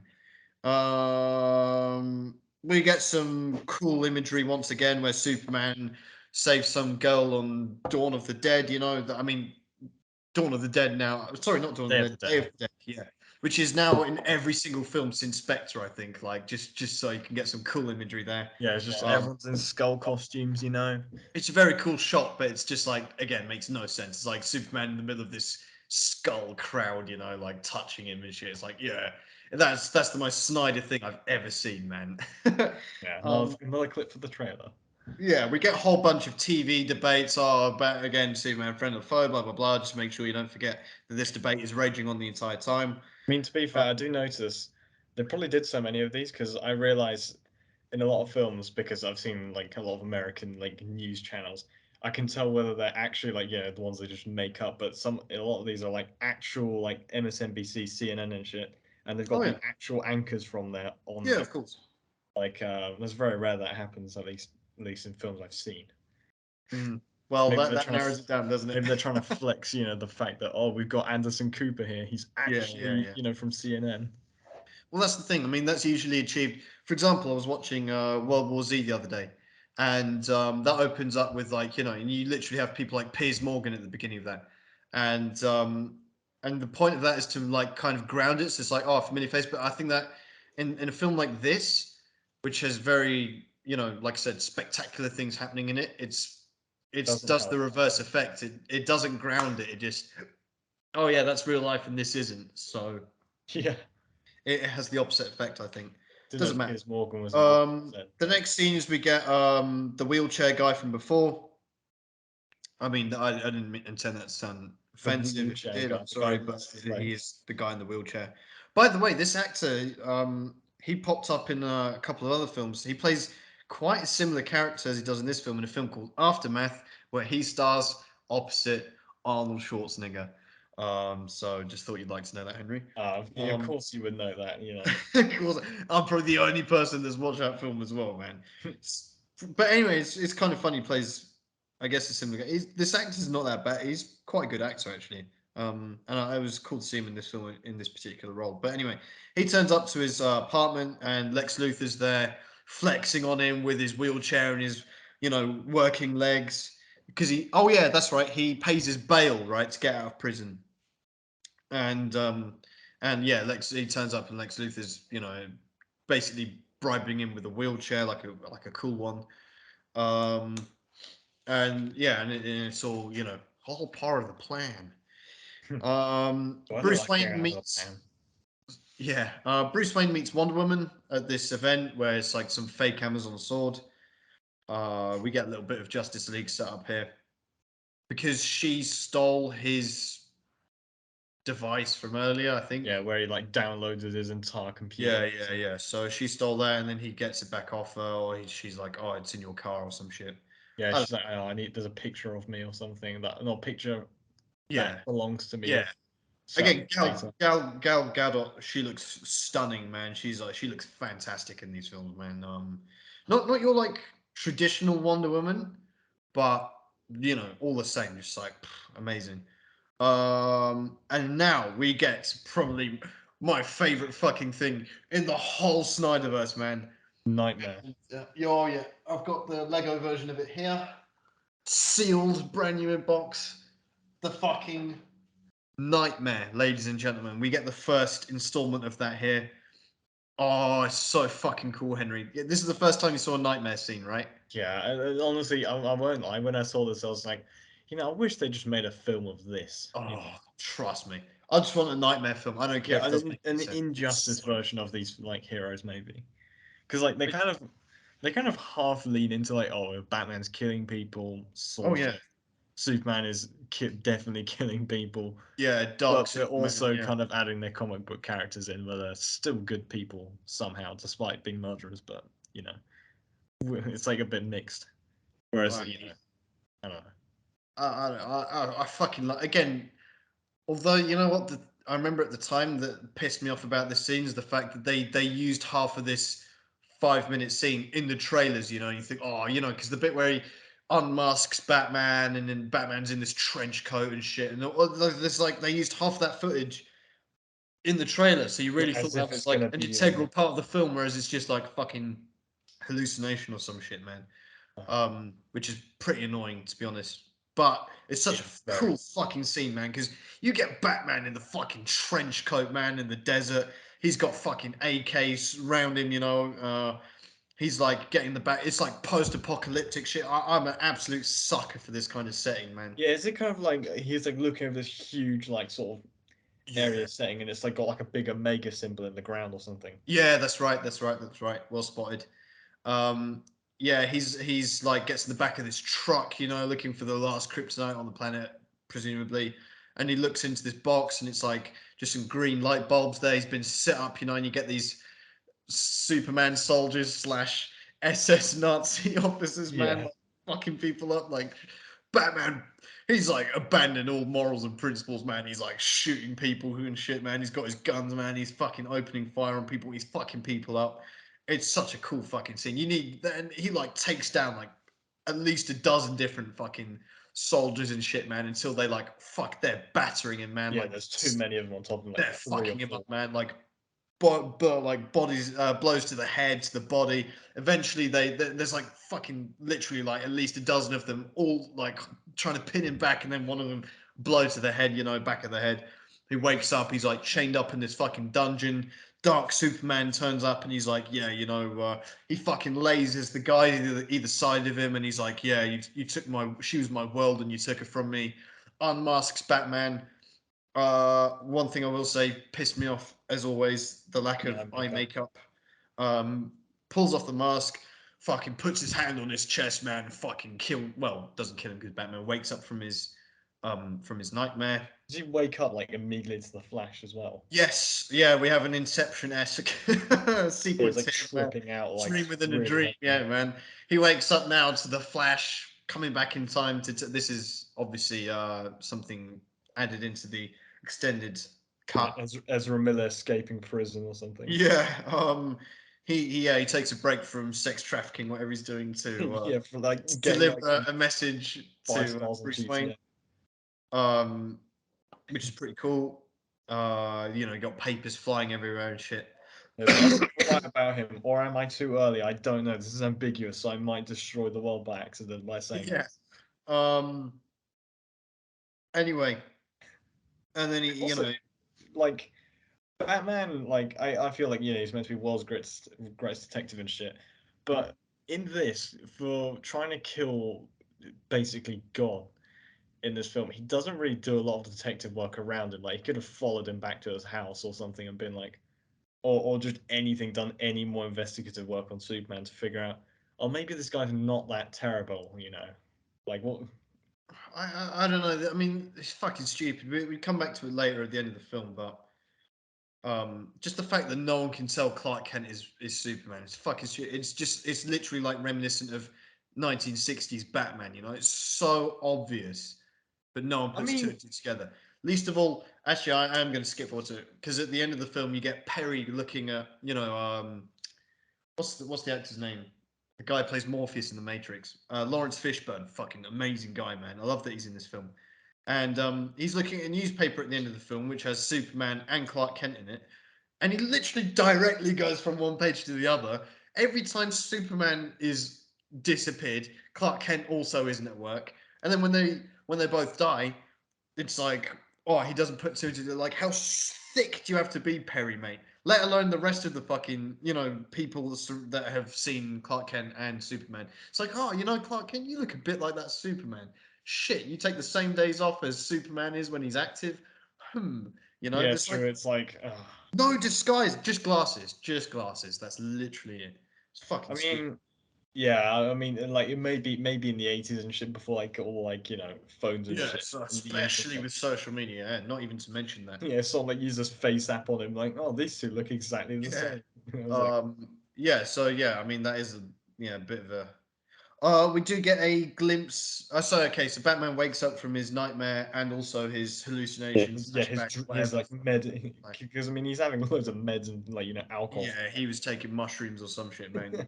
No, but like you Uh, see it as well. He's like his like lifestyle is shit, man. He's like 50% drugs, 50% booze, 0% sleep. Like yeah, man. no wonder he's having nightmares like this. Yeah. Anyway, he wakes up twice and he has this fucking epic conversation with Alfred, man, where he's like, you know, if there's yeah, Alfred's like, you fucking lie, there's no dirty bomb. This is about Superman. He's like, yeah, well, if this guy, what is it he says? If there's even a 1% chance that this guy could be our enemy, then we need to take it with a certainty. Oh, I fucked up that line there, but it's fucking awesome when Ben Yeah, Affleck it's says like, it. oh, yeah, it's like it sounds cool, but I don't know if that makes a lot of sense. He's like, No, it's totally cool, man. It's it's like, totally it's mate, so every conversation he has with Alfred is fucking awesome, man. This is why like I'm not a huge like I don't really care if there is a solo Ben Affleck Batman film or not. I think it's pretty conclusive that there won't be, but obviously there are a lot of people lobbying. There have been a lot of people lobbying for that, and I don't really care either way. It'd be cool if there was one. I'm not going to lose any sleep if there isn't. But if there was, I think just the conversation with Alfred would be enough to like really make that. yeah, and yeah, the entire film is just a conversation with this Alfred as Yeah, well. let's just get a fly on the wall in the Batcave and just watch them having back and forths, man, all day. That'd be brilliant. Oh, We I get a mean, little glimpse of the Batmobile as well here, but we get to see that in a bit more detail later on. But I think it's cool. They just tease it a little bit. They just tease it, and then you come back to it later. Um, Before we get there, though, we get a little bit of actual plot as well, where wait, there's plot in this film? yeah, the criminal that was branded by the Bat earlier, he's killed in prison. He's stabbed, obviously, and he's told to do so by Lex Luthor's Russian henchman. Um, and then the widow of this criminal has a chat with Clark Kent.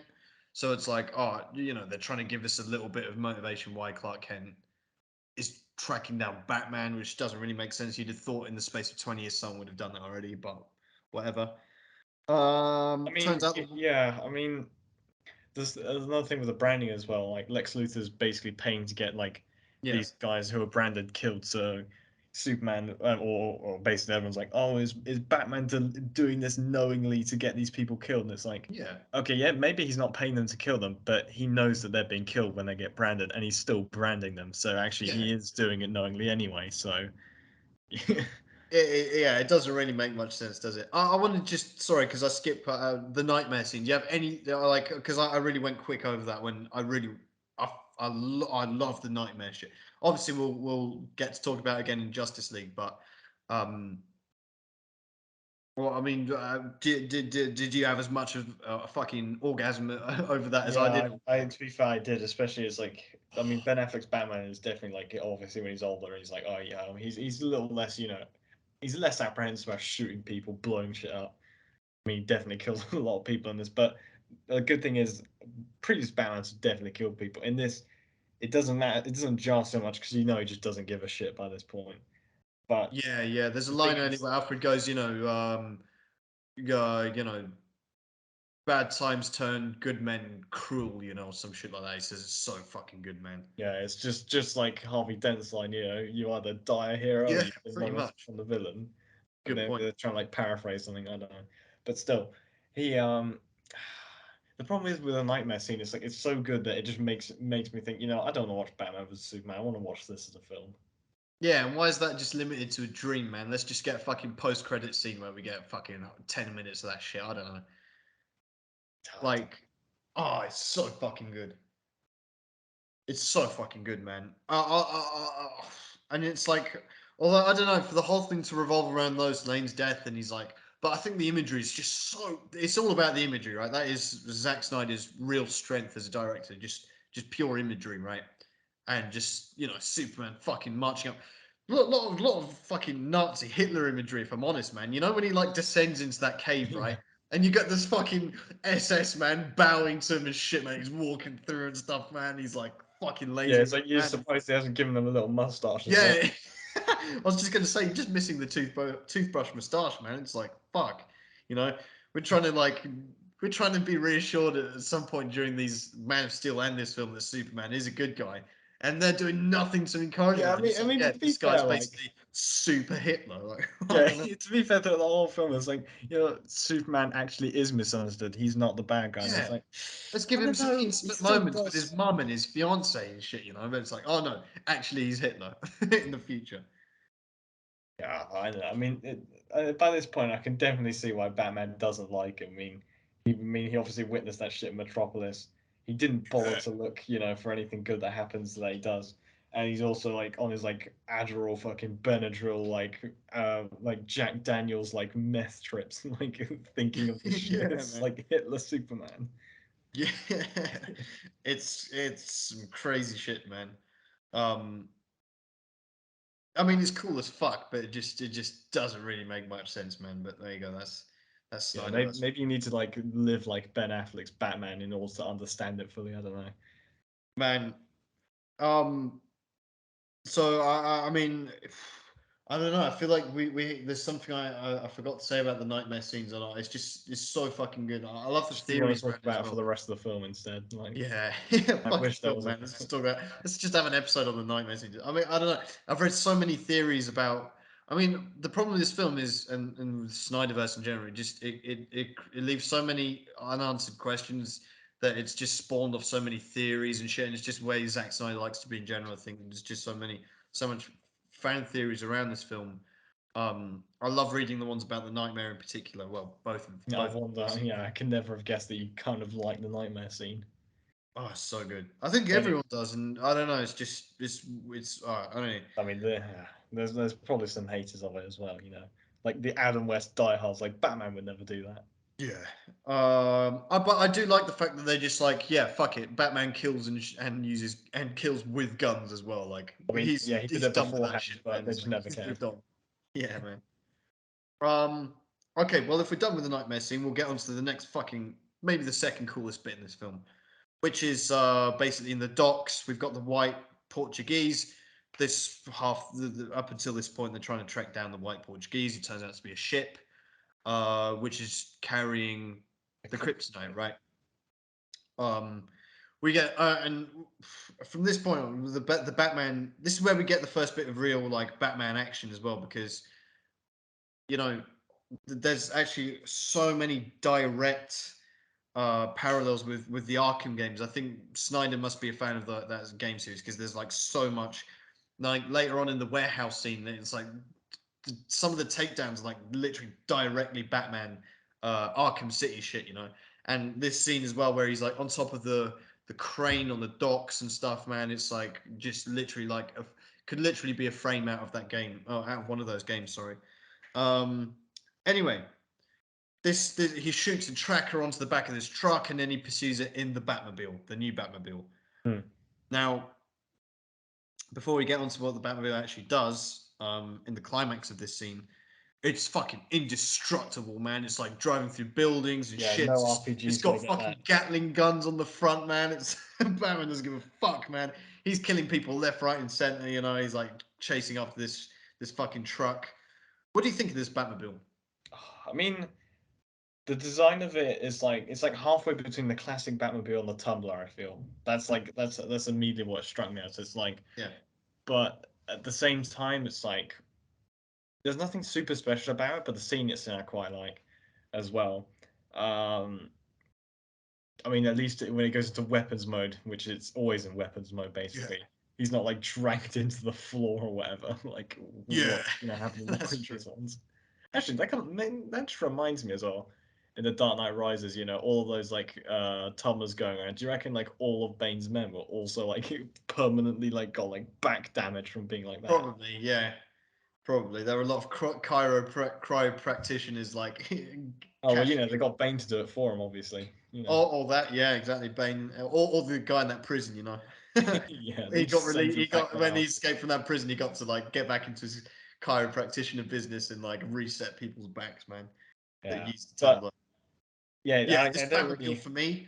Oh, I'm a bit of a Tumblr hater to be honest. And when we come to Yeah, I ranking the Batmobiles, noticed. I'm definitely putting this one above it. I This isn't a traditional Batmobile, but I think it's far, like you say, it's like a hybrid. It's like a Tumblr light. It's like this is like a pretty much just like a quick tank in a way, right? It's like it's armored, it's ugly, it's got guns on it, it's fucking cool. It's like I don't know. I actually quite like this Batmobile. I wish there was a bit. I wish this was the Batmobile they used instead of the Tumbler actually in the because this feels like it could have been. You It know, could have been maybe, but could have been. yeah, but then they couldn't have been like, oh well, this was something that the U.S. Army used. Totally. Could have been. I mean, if the Tumbler was, then why wouldn't this? Yeah, I don't know because the I mean, Tumblr fuck. looks more like a tank than that does. Yeah, true. But I think Because you this couldn't is like imagine this this is thing in more. camo, could you? Yeah, true, true. I don't know. I think this Batmobile's I mean, it's pretty great. fucking Don't get me cool, wrong. man. And it has a lot to do Yeah, in I the mean, scene. I Look, will we get to point see all the out. bells and whistles. Basically, it's like uh, fucking shit up. I will point out one thing in this scene. I love this scene, but there is a Wilhelm scream in it. I don't know if you noticed. Was there? No, I didn't. It was. I noticed it for a split second. I was like, okay, let's Ah, get on with it. to be fair, I think this time I was like 75% concentrating. So that might I now you've said that, it does ring a bell. You Um, can hear it in the back of your head. yeah, I trust you. If you heard it, then it happened. That's for sure. Um, anyway, the climax of this scene is fucking awesome Oh because yeah, it's so unexpected. It's yeah. I so didn't see good, that man. coming. I was like, oh, he's just Oh, driving around the corner. Oh, there's Superman. yeah, this Batmobile's fucking indestructible, right? Until Nothing it's stopping. not. And then it just you get Superman. He's just stood there, and the headlight goes onto him. You just see him looking into the Batmobile, and it just like clips him, and it goes fucking flying, man. Goes spinning, explodes, man. Batman's like, oh shit, he's like in there. All the fucking sounds and alarms are going off, and then like Superman just gets rips off the front of it, man, and like Batman stands up to him, man. Oh, it's so fucking I good, man. know, but it's like by this point, like you just see Batman's like invincible, his car's invincible, but then like as soon as Superman turns up, it's like, oh man, he could like just fold this guy like a pencil, and it's like, Yeah, oh literally, and Superman pretty much says that as well. It's like, yeah, consider this mercy, Don't next time the bat signal goes on, don't come to it or some shit like that. yeah, And then they we could get have just had a chat during this and been like, oh yeah, you kill a lot of people, don't you? But and then they'll be like, Yeah, no, I don't what's your actually body kill people. count so far? Mine's 39. That's enough. Yeah, and then And he could have been Superman like like, 72. Yeah. yeah, they could have just been like, they could have maybe had like a quick chat, perhaps instead of just, I'm here to destroy your car. I might kill you next time, perhaps. I'm leaving, by the way. Bye. You also think I'm a cunt, but I'm not gonna straighten Yeah. out until later on because we've got an hour left in this film, 2 hours maybe. I don't know. Yeah, and we get like one of the most hype lines in this fucking film, man, where Batman goes, It's the only thing he says to Superman. He says, "Tell me," with his voice distortion, by the way, which is fucking awesome as well. Yeah. Um, before I get onto the line itself, I think, what do you think of that? The voice distortion thing built in. I think that's pretty cool because when Ben Affleck accepted the role of Batman, someone told him like, "Oh, you should do voice distortion so you don't sound stupid like Christian Bale, basically." And I didn't know I don't this. know. Do you think that works? Do you prefer this, or like I how don't did it know. go It down didn't. with you? To be fair, it didn't. It wasn't so. I wouldn't say Christian Bale's was jarring, but it didn't get me so much in this that I was like, there's not many lines where you can just like say them like Christian Bale didn't, like, and just make fun of him, like, where is she? That's Um, the thing, yeah, because Christian Bale's Batman voice is like parody worthy, right? This is like, yeah, this is cool. it No is need to pretty parody cool. I this. mean, and it's not like it's not so. I don't want to say outlandish, like embellished, maybe that it's like people are gonna make fun of it, Hmm. but it's just right. I think this is like just hit the Goldilocks zone of or not doing a Batman voice or actually doing it with your voice like Christian Bale versus just do it with a piece of tech like Bruce Wayne would. And I like that you have Jeremy Irons, Alfred testing it as well earlier, isn't it? I think that's pretty cool. But anyway, he uses this voice to say, "Tell me, do you bleed?" And then Oh, Superman flies off and he goes, "You will." It's so fucking good, man. You see his eyes and everything, man. Oh, Ben Affleck, fucking. Oh, and then you're like, "Oh, this is so good, man." You're so ready for them to fuck each other up later. Um, we get a little bit. The only one doing detective work in this film really is Lois Lane, as she discovers that Lex Luthor set up that whole desert thing. But she yeah, she's can't been warn showing that bullet Superman. to everyone on Earth, you know. Yeah, she's trying to warn Superman because later on in the film, obviously she jumps off. No, for earlier in the film, she's in the desert in the middle of nowhere. Superman saves her. She is thrown off a building later on. Superman saves her straight away. She's She's drowning. drowning later. Yeah, Superman hears her and saves her straight away. But there's no way on earth that she can warn Superman about this fucking setup that's coming. But you know, he has to fuck share. Her only idea is to print a newspaper to warn him about it. Um, Fucking stupid if you ask me, but whatever. Yeah, Basically, this whole setup now is Superman is going being to baited into. Congress. Sorry, He's going to the Senate, or that's yeah, right. He's been baited into going to court. Um, the court. My say this is I mean, they do Senate hearings for all sorts of people, like basically like, the worst people ever, such as Mark Zuckerberg, who is definitely not some of the basis for Lex Luthor here. But Definitely. um, he, yeah, you've got all sorts of people. Fucking, they got the guy for like fucking, they just put all the tech experts, tech company owners and shit on this. Um, and I think no, this isn't like where they do war crimes tribunals, but the fact that Superman's here in Congress, like it's not just in court, he's in like I don't know, the U.S. government Capitol building. It's Mm, like oh shit. it is Like the cool. fact that it blows up is the thing that makes people go nuts because this is like, other than the White House, it's probably the most important building in the country. Yes, like you say, he rocks up there, and I mean, there's a lot of setup going on here. There's a lot of shit that we skipped over, but bottom line is Superman turns up to court, and you know, there's this whole setup, and yeah, He now we does get look good in this, I will say. Like the scene, like the camera pan, well, not the pan doesn't pan over the thing, but just him in the center, everyone's on the side, sitting, waiting for him. yeah. He walks in, his cape's going along. You know, I like I, it. I'm sure Super they looks ignored a good. lot of protocol, like a lot of like a lot of shit that was like that would usually happen before someone gets to step into this building. But Do anyway, you reckon they're Superman. like, I wish you, yeah, although to be fair, this isn't a Joel Schumacher film, so you don't get to see him go through like a metal detector or some shit. But Yeah, yeah, would have been cool. But anyway, he just walks in there, and it was just kind of very similar imagery to what happens in Man of Steel when he lets himself get arrested, right? Um, it's just like Superman, okay, like bending his knee to human will, basically, right? Um, so anyway, so he basically shows up at court. You get that Kentucky senator now, and she I don't know why does she's the the one. Is best she bit like, of the film. yeah, because it's very questionable why she's the one questioning him, other than she's the one who's been shown throughout this whole film. Because in America, I'm pretty sure it works that the dominant party chooses someone, I very highly doubt it. Or it's either her or the vice president. I don't know. I don't know if it'd be the random person from Kentucky where no one lives, or Yeah. Kansas even. I don't know if she'd be the one grilling him, but Yeah, because she's like, yeah, I was wrestling pigs. This will be a walk in the yeah, park. she would definitely not be the one in charge of this. I'm gonna be real. Be like some cunt um, from LA or some shit, yeah, exactly. or New York. Who knows? And then she delivers, oh god, the most drawn out fucking thing Yeah, she's ever. like doing a Lex Luthor's like sort of like composed speech. She's like, Yeah, it's like is this piss on my desk? frustratingly long. She notices this jar on her desk, and then she notices it again, and then she turns it a bit, and she keeps like stuttering, And and keeps like, turning it a bit more, each time. oh, and then you It's read it's grandma. like Granny's peach tea, and it's presumably Lex Luthor's piss in there. Oh no, you never know. Like, is it his or did he, did he get it from somewhere else? Did he like go like collecting on homeless people or something? I don't know. No, I reckon Lex Luthor's insane enough to have bottled his own piss there. They, I mean, to be fair, like the color on that man, he hasn't like he needs to stay hydrated. And also, Dehydrate, like, man.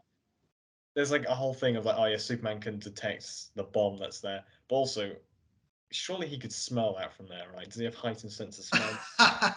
Yeah, no, maybe he did. He just like He's she's like, got did a someone jar of piss piss on there. Maybe themselves? that's normal. I don't know. She's from Maybe Kentucky. it's his effect on people. They piss Yeah. themselves. Well, he can't see though. Well, they explain it later. He can't see the bomb because Yeah, it's we LED know that, but lights, there's a reason for it. wheelchair. But really, Which, like Superman can't see through lead. Is the X-ray vision taken that literally? I don't know. I think that's a bit fucking stupid. yeah, I thought like lead lines. Oh yeah, actually no. Of course, lead line would stop X-rays as well. I thought it was just would stop radiation leaks. But Yeah, but I think fucking Superman's not bound by that kind of level of physics, is it? It's like not that precise. But I'm sure he could see yeah, things. with Superman, it's just like yeah, he can do anything. We're gonna leave that very vague, and he can be killed by kryptonite, Yeah, and maybe snapping someone's neck like Zod, but who knows? yeah. But this is so fucking bad, man. Because he's like, she's turning this fucking jar of dehydrated piss, man. That was his first piss in the morning after a night out.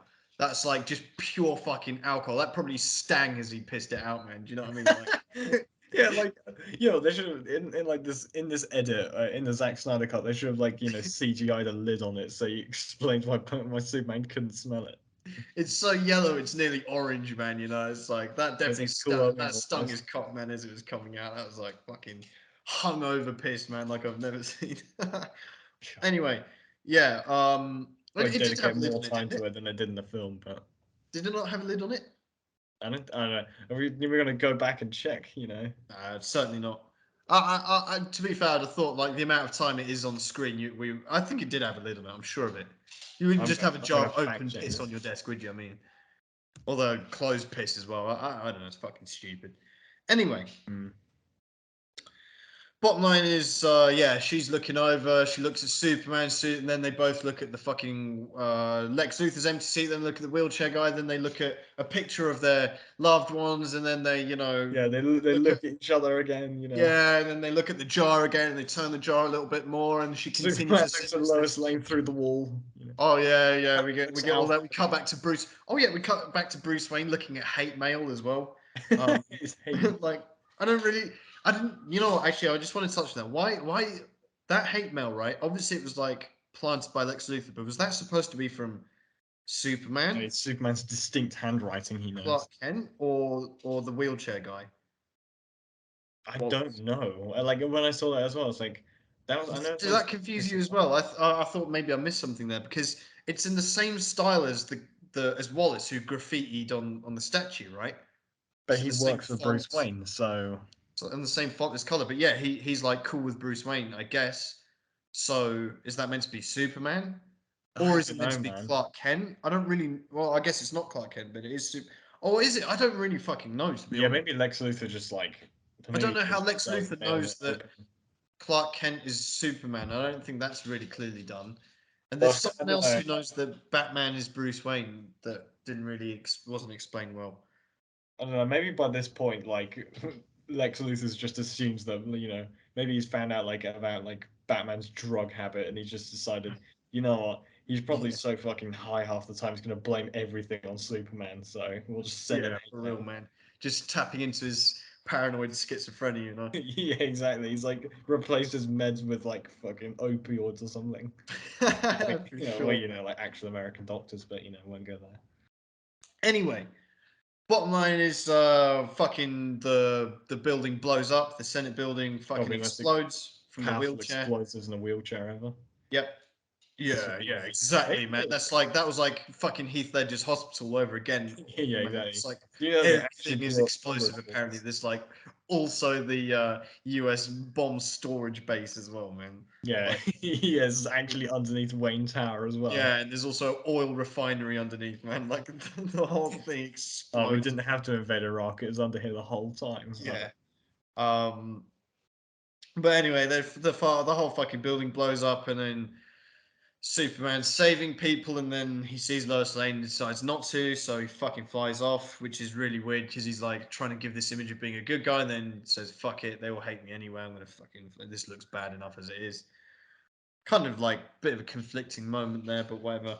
yeah, Um, surely they would have documented like sort of the stuff that he does, like his powers. I mean, he's got laser vision and he can crash stuff through walls. I don't think he like people know that he could like explode randomly, like unless there's like several gas I think cannons. Pete. No, I think if we're in that world, I think that wouldn't surprise us, man. Oh, that building with Superman just blew up. Yeah, that makes sense. Oh yeah, to be fair, like Of all the things you're questioning in this film, I don't think that's one of them. they already, yeah, I mean they already hate him enough. They'll probably assume he'd do that. Yeah, for sure. Doesn't Uh, make me question why they have a statue to him as well. Like they kind of yeah, yeah, that's just completely, there out of nowhere as well. That's right. as if Uh, that's the first person to do the graffiti as well. by the way, they rebuilt Metropolis in the space of 18 months. That's quite impressive. Like Yeah, they everything's can barely spick do and it with span proper. 18 months later, you know? They fucking decimated that city in Well, Man of Steel. maybe Bruce Wayne is rich enough to give a generous donation. Nah, Bruce Wayne doesn't give a fuck about Metropolis, man. He's Yeah, he's a fuck Gothamite. Metropolis, man. That Yeah, must have been gang Lex Luthor Gotham. money. I don't know. Anyway, we get a little cutaway scene here. I think it was worth it, even though it doesn't really amount to anything. You get Alfred with the axe, you know, like chopping up some firewood and then watching the news. I guess he's like realizing that Batman was right because he sees what he thinks is Superman destroying this building, so he's like the center of democracy. Oh yeah, we get a whole democratic speech as well. Like, yeah, democracy is about having conversations and good. Yeah, and giving money to Israel. Yeah, and I wrestle pigs in grandma's peach tea. Yeah, and I blow up countries that I can't put on a map. Anyway, Lex Luthor shows up to his R&D place where Batman has very openly stolen his kryptonite. He's like on all the CCTV and he leaves a batarang there. Like Batman doesn't give a fuck, man. He's like, yeah, I'm stealing from you. What are you gonna do about it? What are you Um, going to arrest me? They can't get me for murder, I don't know why Batman so obviously robbed the place. I mean, there was no need to like leave a batarang there. And by the way, how does he embed it so far into the They can base of embed it his? in people's skulls. They can probably embed it into, the. No, but Batman didn't throw it. There was no need to throw it, right? So like he must have like stabbed it in really hard, but that would take a lot of strength to do so. Yeah, I'm he's really strong. nitpicking Have you here. seen Ben Affleck in this man?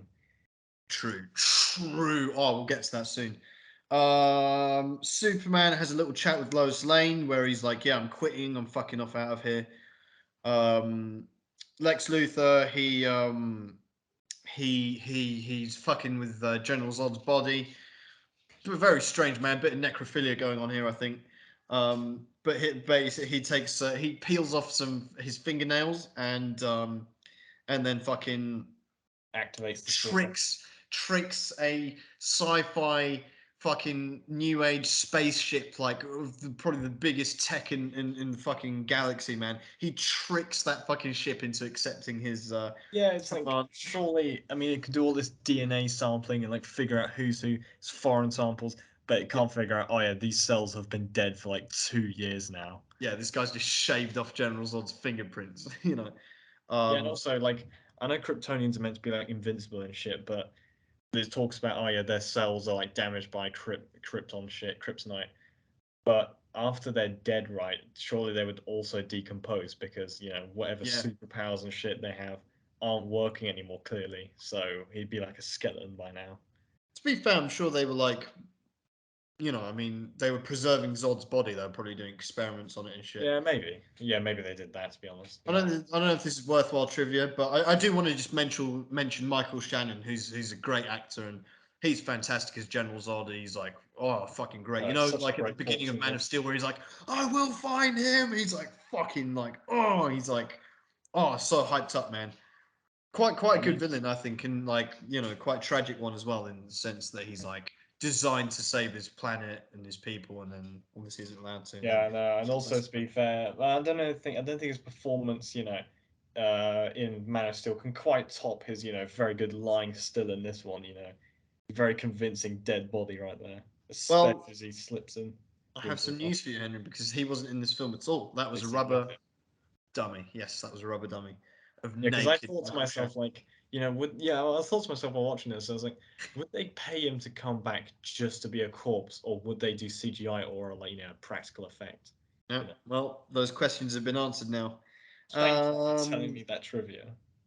you're welcome. Anyway, now we get to it. Bruce Wayne, Ben Affleck's training montage, man. Fucking awesome, man. This is like what every guy imagines himself doing in the gym, man. He's like fucking hammering tires. He's like doing like pull-ups but with like a chain wrapped around his ankles and another tire and shit, man. He's fucking ripped, man. Like, obviously Henry Cavill's like fucking buff as well, man. He's like insane, but Ben Affleck really like he did well, man. And I read some trivia. He was like training for like 2 hours a day and he hated every minute of it. So fucking relatable, man. um anyway, he was fucking jacked as shit, man.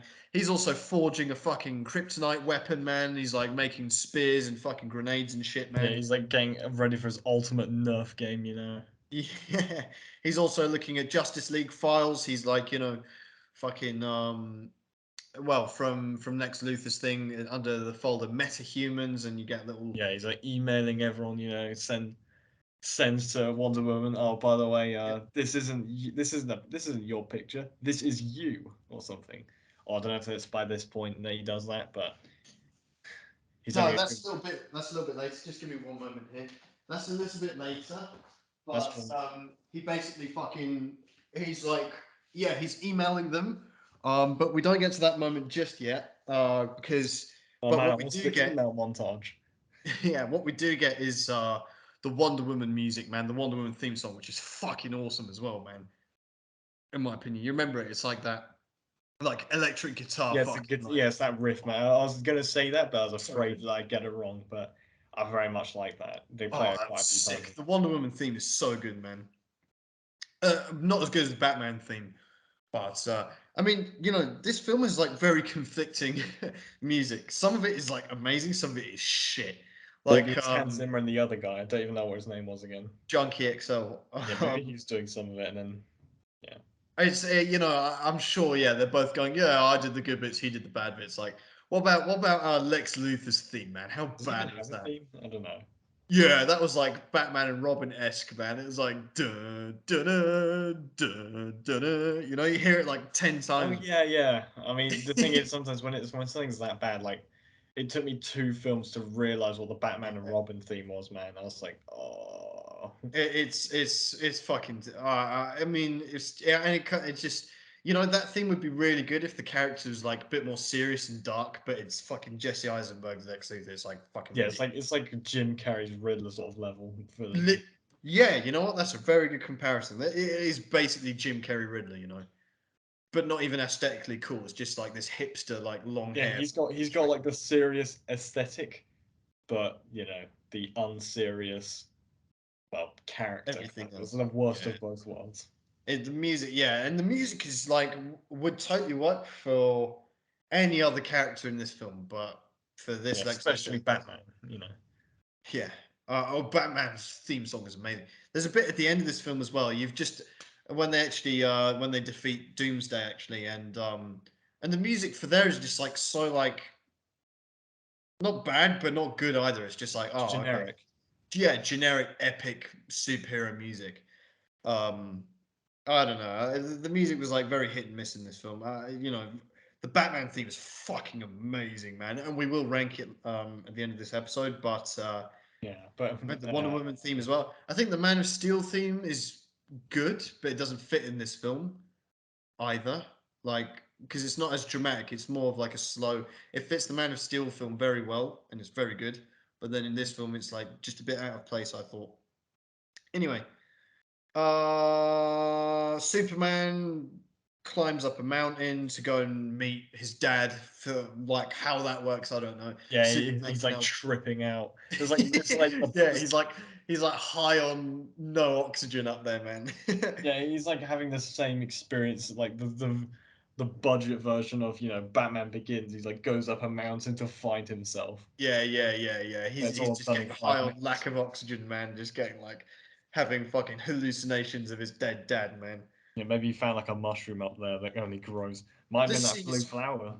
this scene is fucking stupid as well, man. Because it's like Kevin Costner's just randomly there, and he's like telling this inaudible, irrelevant story in his bad fucking like Texas accent, man. Like, yeah, Yeah, and he's like, we flooded the farm, but then we didn't flood the farm. We flooded another farm, and oh yeah, yeah, like, oh yeah, you can be a villain if you want to, but if you want to be a hero, you can. But don't rule out being yeah, being, yeah. like He's like, if you oh want. yeah, I mean, I'm not saying you should do either. You could be good, but you could also be really, really bad. If you want, you can kill whoever you want. Like he's it's like, really up oh, to you, man. But if you want to be a villain, I'll support you either way, especially if you're a villain. Like he's like, oh Jonathan Kent's fucking message in Man of Steel and in this film is like, yeah, you should have let those kids die, man. It's like, yeah, you should totally fucking be. You think I want to slave on this fucking farm my whole life, man? Just rob some banks and let some retire rich, man. Like, use your powers for evil, man. Fuck it. Who's gonna care, yeah, man? literally, it's like his speech is just like, yeah, no, Yeah, you're very hard time place. You're in a very hard place in your life, and a difficult time. You remember once, well, you weren't alive at the point, but my dad, and I, we dug a trench. I fainted, nearly died, got a cake. We killed some horses by accident. There was a flood, and yeah, what was I saying again? Oh, bye, son. That's basically it. yeah. That's literally it. And he's like, yeah. I can't even remember what fucking soup. You know, Just put Liam Nielsen there instead for no reason. Yeah. This is like the bad version of Liam Neeson, man. That's literally what this is. Good point, man. Henry Cavill only had 41 or 42 lines of dialogue in this entire fucking film. How bad is that? Is it just that? Is it just so he can be like, you see him more than you actually hear him? Half the film is him just showing us his jawline, man, and shit, man. It's like I feel sorry for him because he obviously put a lot into this character, this performance, and it's just like He the didn't get much script from writers really failed him a lot, man. I think. Um, and this scene is like really the epitome of all that shit, man. It's just like Kevin Costner doing some fucking. Yeah, I appreciate. I mean, Kevin Costner again. He's like one of those actors I really struggle to take seriously, man. I know you. There's a film he's in, infamous man, Robin Hood, Den of Thieves, man. Kevin Costner doing an English accent. It's like the most infamous like film of an American doing an English accent. It is fucking terrible, and that's all this scene reminded me of. It's just like, oh yeah, you were in this really shit film. I mean, no, that wasn't a shit film. You were just like had a really shit accent in this film. That film's amazing. It's got fucking Brian Blessed, Alan Hickman, man, it's fucking amazing. Anyway, but it's just hard to watch because of Kevin Costner. But anyway, Yeah, I mean, what even happens after this? It's like, watching this what film is happens like next? having like a trip of your own. Be like, so there's a scene, there's another scene, there's this plot line, another plot line's going on. Yeah, Batman we're Superman are skipping gonna half the fight. I fucking think. random fucking scene. It's still Lois Lane and the fucking army guy and bullshit like that. Like, But she's like, this guy's like, oh yeah, this is definitely Lex Luthor, but we're not gonna do anything. Lol. yeah, you got Lois Lane like getting this U.S. general man to like admit to conspiracy theories, Yeah, man. he's like Yeah, showing him the bag with the bullet again. it's like He's like, I've yeah, already and seen it. while we're here on this bench, Kennedy, that was you, wasn't it? Oh yeah, it was. Yeah. Oh, I won't go on record, but yeah. Yeah, you 9/11, remember yeah, 9/11? yeah. Just tick off all the fucking conspiracy theories while we're here. Anyway, um, Wayne Manor, yes, Batman. Oh yeah, we get a look at Wayne Manor as Batman prepares to fight Superman. Oh, this is fucking cool, man. Yeah, that's right. He's like, so where the fight is going to happen, basically the battleground. Bruce Wayne's like Batman's preparing, man. And you get to see his fight suit, his spear. You get to see him slam on the bat symbol, and you get a full fucking rendition of the music, man, of the Batman theme, the fucking score, man. This scene is fucking epic, man. It's getting me so hyped up for the fight that's coming up, man. This film Yeah. is almost like follows the same. Because I've been watching the Rocky films as well recently. I can't help but like compare it to that style of like storytelling, man. It's just like it's just the whole film's just building up to a fight at the end. You know, that's literally what this film is. This is Yeah, in this case, a basically like fight 2/3 through the film. this is literally like a superhero boxing film, man. Um, very fucking cool. Then you get Lois Lane and Martha are both kidnapped by Lex Luthor. Superman saves Lois Lane as she's thrown from a building by Lex Luthor. I just realised both of their initials are LL. Lex Luthor, Lois Lane. That's fucking not. Interesting. Just Yeah. like how both of their mothers are called Martha, conveniently. Oh, mate, we're gonna get into that, man. We'll get to that. I'm Also, saving I, my I fucking wanted to make agony for the. a point of this, like his little plan with. Actually, no. Double. Um, let me. We'll get. We'll get there. We'll get there. There was a Um, bit. I think after he saved Lois, I can't. Superman, yeah, he confronts Lex Luthor on the top of this fucking epic building, which is pretty cool to be fair. But Nice place to have your office, overlooking the world, you know.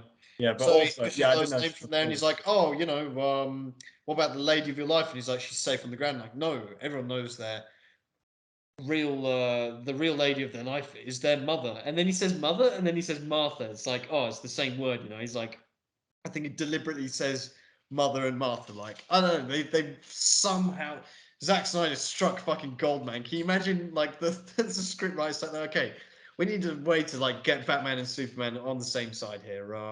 Okay, well, Batman's.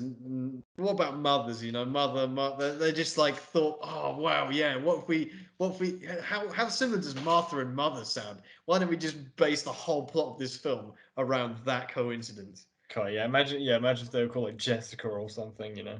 Yeah. Imagine if it was like Diana Wayne or something like. What are you Uh, gonna do then, Zack Snyder? Fucking.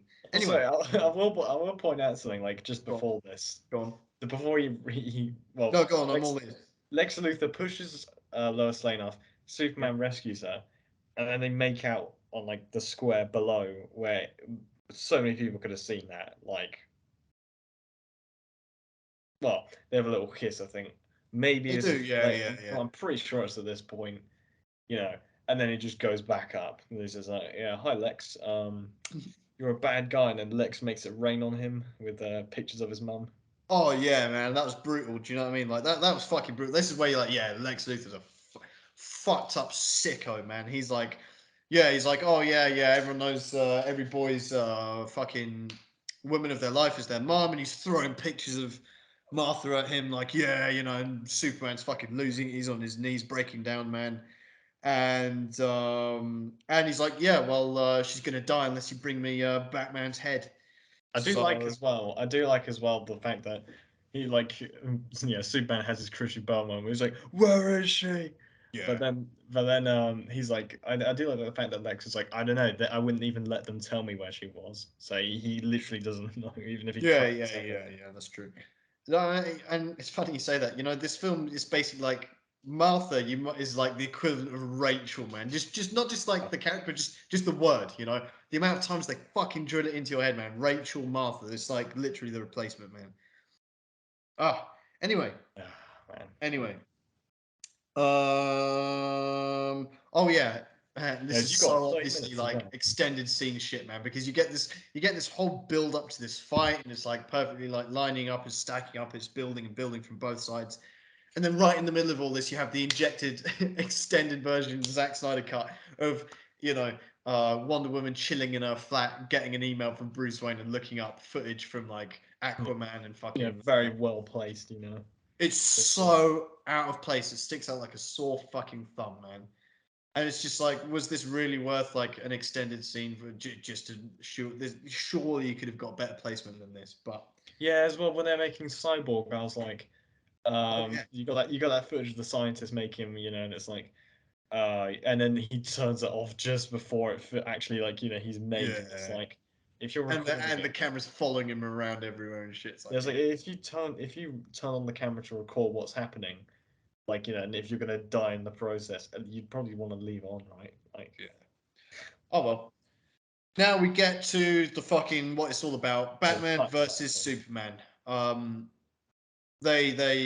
Superman shows up and Batman's like, yeah. So okay, so Superman's trying to explain to Batman like they're while being set up also against each running at other. him and pushing him. Yeah, but Batman doesn't give a fuck, man. He's like all ready for this shit, He's like stepping backwards. Superman walks into his traps. Which he did X-ray, through the floor. He didn't notice that, maybe. Yeah. This is cool as shit though, man, because Batman's in his fucking suit. There's like they're fucking Oh, the swinging light each up other. eyes, man. Yeah, it's so fucking cool, man. Batman basically scarecrows him with like this fucking kryptonite gas. Superman fucking, and then he's like, oh, it's so cool. But like Batman shoots a fucking gun at him, and then like Superman catches the pellet, which explodes in his hand, and it's like proper scarecrows him, man. It's so fucking good. Um, which obviously nerfs Superman, so he's like basically human level strength, Yeah, like then we saw in Man of Steel. Batman says, "You're not brave. Men are brave." Fucking cool, fucking line. But then the kryptonite effect wears off, so yeah, it's got a very Batman's like, ambiguous timer, doesn't it? yeah, very ambiguous. It's like sometimes it can be 30 seconds, sometimes it can be half an hour.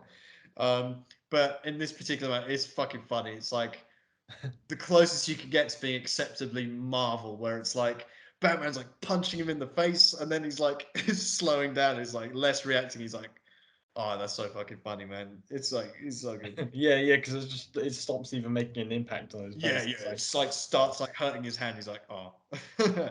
um.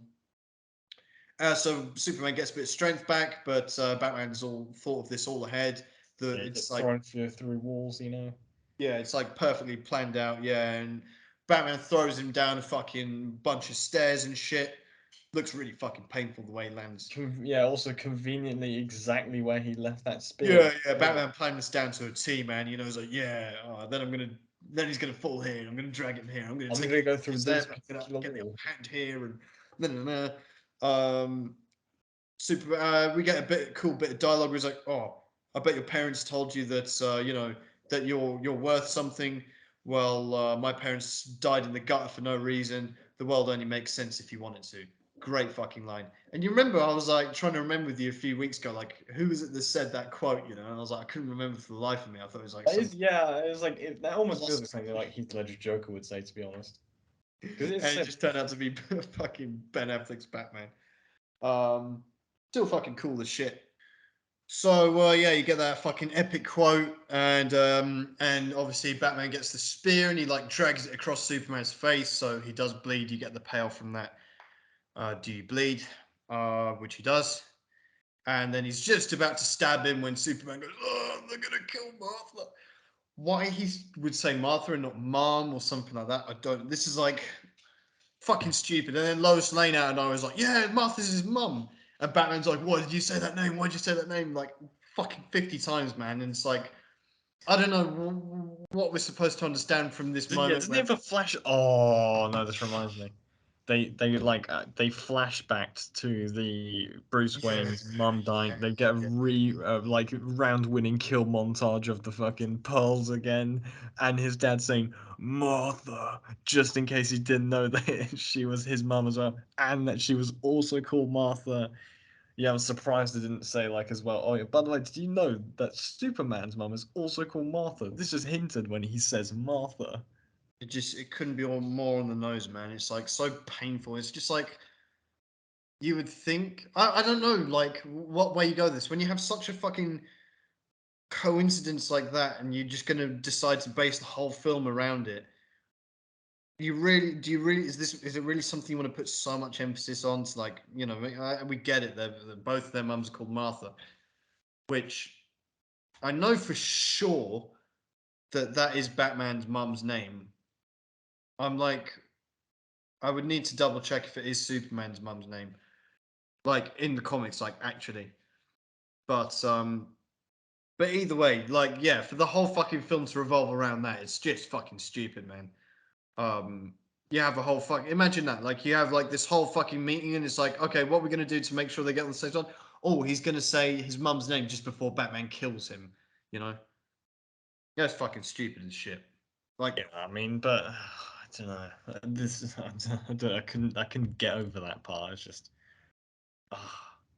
And it's also, fucking Lois stupid. Lane got here on a chopper that was paid for with the funds of the Daily Planet. But you know, I don't know, man. Anyway, then you get okay. So we're not yeah, gonna dwell on that yeah. bullshit By too by this much. point, the film it's no longer Batman versus Superman. Like 2 hours in, it's just done. You got another 40 minutes, an hour left, and it's like, Yeah. oh, it's Um. Batman, Superman, and Wonder Woman v Doomsday. So you weren't really satisfied with that fight, with that Batman vs Superman fight. I thought it was fucking good, man. It was short and sweet. It wasn't even that short. It was like you got everything I needed to see. To be honest, I was like, yep, that's cool.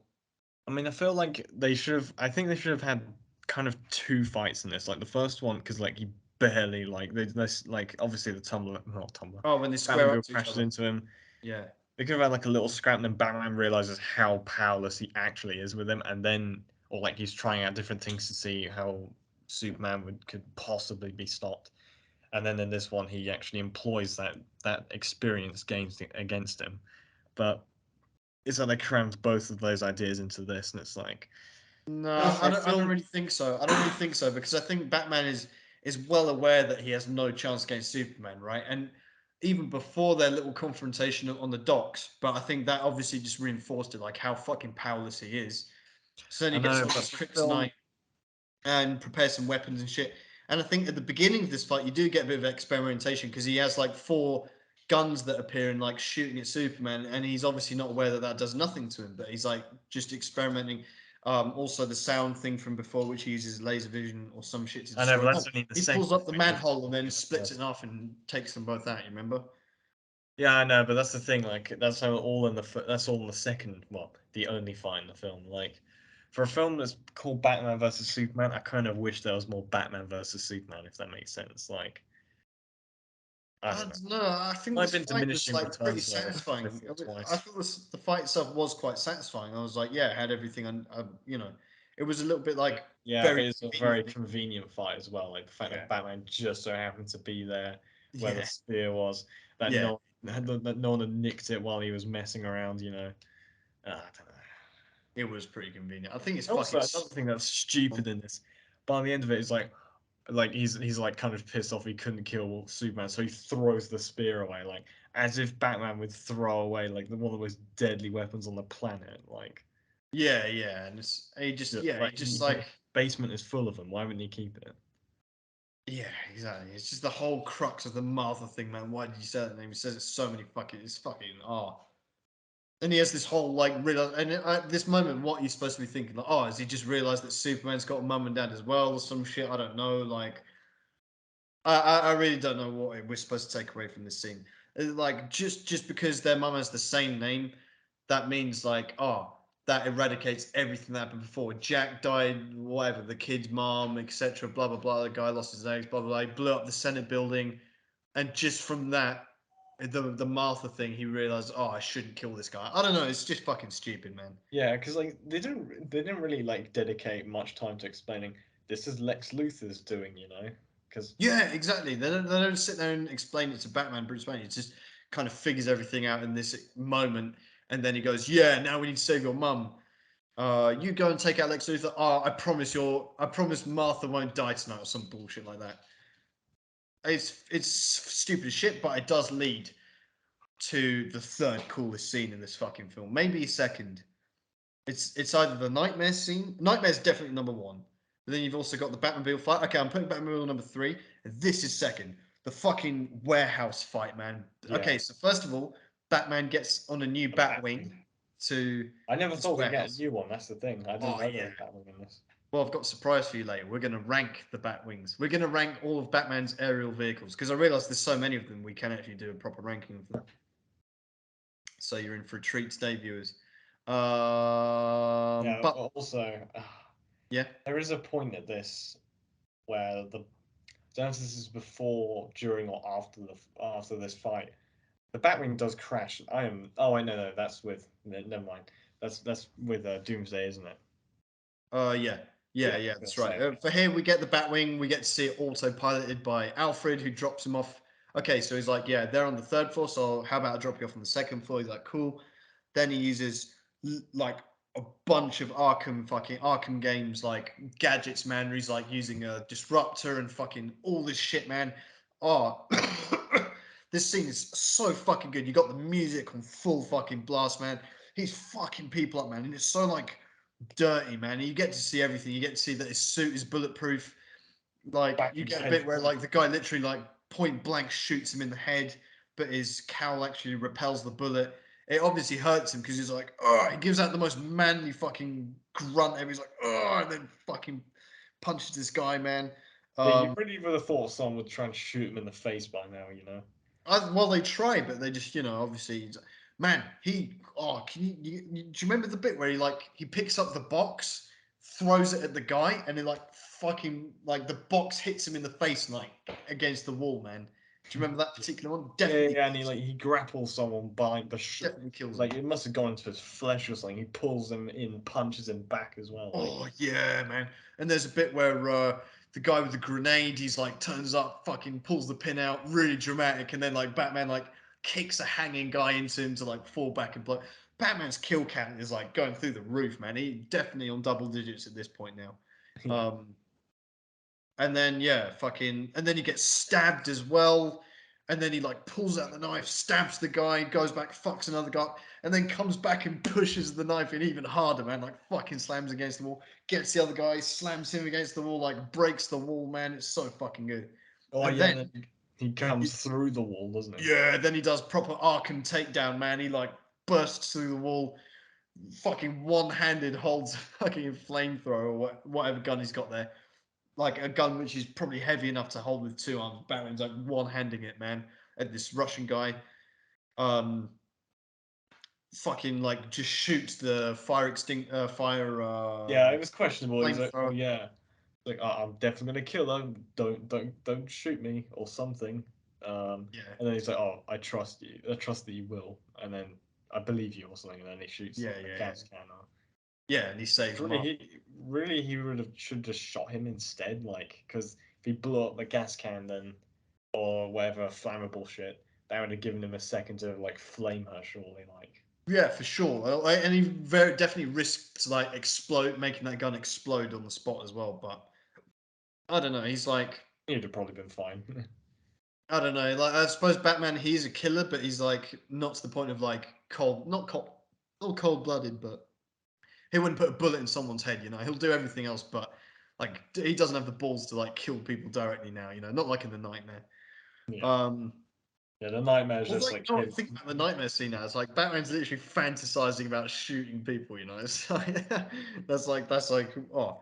Anyway, so anyway, this epic fucking scene is just comes crashing down with these two lines of dialogue. Where he's like, "Yeah, I'm a friend of your son's," and she goes, "Oh, I figured the cape." The worst fucking dialogue in the world, man. Just like basically from a Marvel script, man. It's fucking terrible. Yeah. So then we get back to Lex Luthor in that fucking spaceship.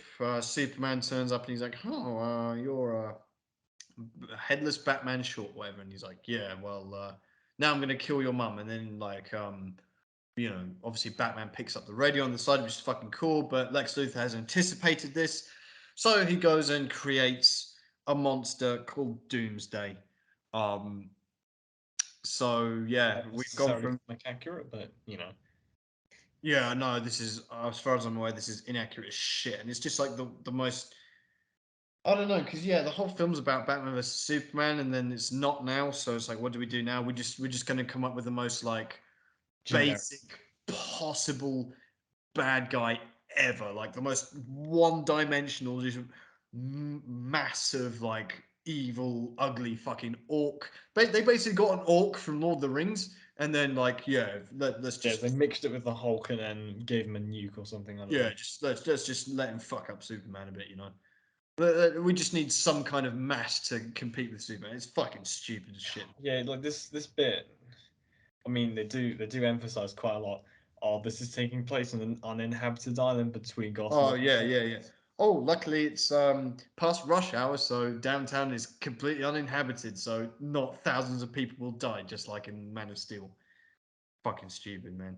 Oh, really, like this scene felt like it took. Well, this fight felt like it took like years, man. Oh, I But know, I know, I know. 'cause You're it's right, like, man. I mean, to be fair, the bits with Wonder Woman were good because I mean, you got her theme. Oh, Yeah. there was something that I also didn't like as well, where it's like, oh yeah, where it's like a line for the trailers where like Batman's like, oh, I thought Oh she was yeah. with you, and it's like you emailed her. Of course she's with you, you fucking spastic. Yeah, good point. I never got. I thought that was a cool line. Like she was with you. I thought she was with you. I like that, Even but though it he is a knows bit full too much. well Like why she's now there. you're crossing the line to like just a full fledged Marvel It's a film. Like, Marvel shit, yeah. yeah. Um. Anyway, you do have some cool stuff. Like for example, Superman and Doomsday go up into space. So the guy's like, "Yeah, let's fucking nuke them." Americans, man, any fucking chance to push the big red button, man. Like, yeah. Yeah. Oh, now's our chance. Test this weapon. Go, go, go. And they fucking You think they would have like sent a fighter jet out maybe or two? oh, You know? any excuse for them to fucking fire a nuke off somewhere, man. And by the way, this is the most pinpoint accurate nuke of all time, man. How did they guide this thing into outer space?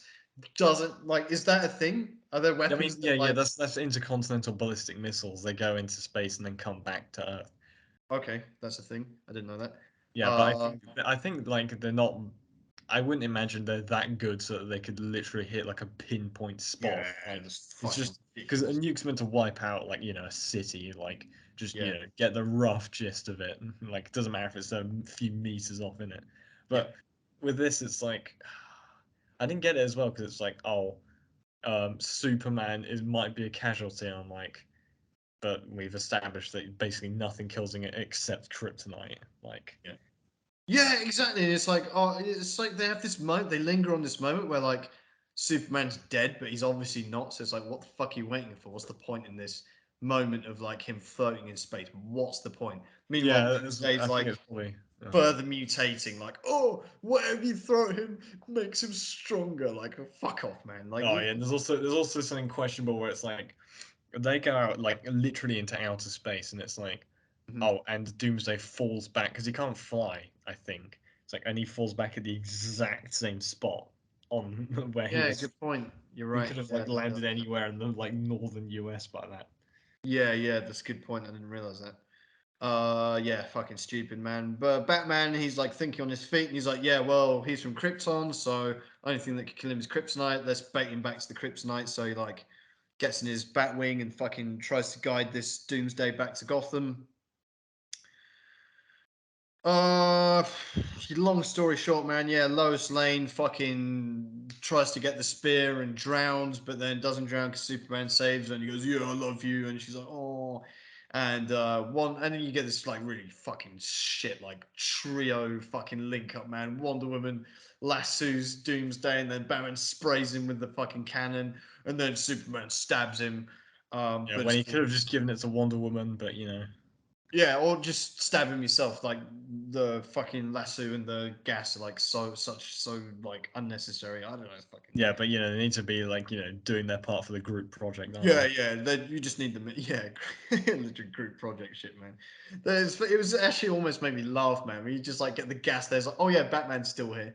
Yeah, I was wondering. I was like, when Wonder Woman was holding with the lassie, I was like, "What's Batman gonna do here?" Or they're just gonna completely ignore him. And Yeah, he's like, "Yeah, I'm still here." still there. Yeah, that's right. He's Yeah, not. Like he's you like, got a little bit of him early, just dodging lasers and shit, man, which is cool. But it's like, oh, you just do yeah, not it's like belong in this fight. completely pointless in You're this, to be so honest. out I of depth, admit it. man. I want to comment upon the fact that Superman's scar has totally vanished as well that Batman gave him earlier. Um, Mm, yeah, I mean, I don't know if kryptonite, like, just if but maybe it's like a regular scar, or well, a scratch for him, really. It just no, it went deep, man. He was like made him bleed, you know. But maybe he's got super quick yeah, he's repairing. like he's like Captain Scarlet Man, but like on steroids. Who knows? Yeah, man. Anyway, Superman basically grabs the spear and sacrifices himself. He stabs Doomsday, but also gets stabbed himself, and he's so close to the kryptonite that it kills him, I suppose. Um, and that's basically it. Now, yeah, now we get basically the come down of the film. Lex Luthor's arrested, and they shave his head, which is cool because obviously everyone knows Lex Luthor is bald. So when he's like got the longest hair in the film, you're like, oh shit, like Yeah, what's going on here? Is this some like more Chris Nolan bullshit, man? It's like, oh no, you do end up with him being bald. Why he's the only prisoner in any film ever, let alone superhero films, that has his head actually shaved before going to prison, I don't know. yeah, they never shave the Joker's head, do they? Yeah, like they never I shave mean, they any. didn't have to shave Bane, but he was And if they dead do by the shave your time. head, it's fucking everyone, like in the army or some shit. Yeah, isn't it just the army they shave your head? I don't think they do it for prison. No, I don't know, man. I've never been to prison personally, so Well, I don't know. I'm just going off movies, man. Like as far as I'm aware, they shave your head for the army, but not for prison. And if they do for prison, why is fucking anyway, whatever. This obviously isn't steeped in reality, isn't it? yeah, I know. Um, I just want to add earlier when I did bring up the Batwing crashing. In my notes, it just says Batman does not survive the Batwing crash, which he doesn't, because I still remember it. Like the way that I think Doomsday does bring it down, it's just like I see it crash going down. I'm like, this is going to be some bullshit with like Harvey Dent crashing the car again, but he oh yeah. survives anyway. Like, no, like, Batman's dead. I'm sorry. uh, So is Superman not? yeah. Well, speaking of Superman, we get another like just to make everything sadder. It's like just to add in another emotional meat hook Oh in here. yeah, Lois is like, oh, don't do it. Yeah, yeah, yeah. We get basically the fucking like carbon copy Rachel fucking undead letter, man, where it's like, oh, yeah, he sent this for you, and it's like an engagement ring, like, oh, like so fucking cringe, man. If Ah, I'm not mistaken, is it is it in Justice League or is it in this film where we actually see she's pregnant as well? I didn't know she's pregnant, but There's like a bit where she opens up a drawer, and I might be mixing up with Justice League, but I either think you way. are mixing up because I didn't know that. Yeah, well, I don't know. She just opens a drawer and like looks in as like pregnancy test or some shit. Yeah, like now, yeah, now in what's called the Justice League is actually just turned into a family drama where now Or she's whatever, pregnant man. and the Yeah. father dies. Anyway, he like basically proposes to her from beyond the grave, just like Harvey Dent. And what if I burn that letter? And yeah, man, we could have had Martha Kent doing a whole Michael Caine, man. Like hiding the truth, and Lois Lane becomes Batwoman or some shit, man. Anyway, Uh, we oh yeah, get Abide with but Me. Superman's definitely dead, guys. Remember Yep, that. we get Abide with Me played on the bagpipes. Superman has two funerals, of course. One for Superman, which is like a state funeral, and the other one being, Clark Kent. Clark Kent's still pretty like extravagant funeral for like a guy that was just like fucking journalist, man. Like he's got pretty decent Yeah, you funeral. think people from Kansas would spit on journalists, but you know, Yeah, yeah, yeah. They're just like, oh, they go all out, man. He's got a pretty good funeral there, pretty good crowd as well, for someone that's like a nobody, presumably. I don't know. yeah. And obviously the funeral is all paid for by an anonymous donator that clearly like couldn't be Bruce Wayne, could it? Yeah, Um, he's just stood there, being like, sick funeral. Been to a yep, few yep, of these yep, myself. yep. He's looking cool there, man. Wonder Woman's with him as well, and they do a bit of setup for Justice League. So they're gonna have Um, to fight. Oh, why? yeah, Oh, just a feeling. yeah, yeah. Just a feeling. I thought it was gonna be like, oh, They have I paid him found for a out that sequel, so I hope so. Yeah, I found out that Bane's actually not dead from the being shot in the Dark Knight Rises. We're gonna have to get him again. Yeah.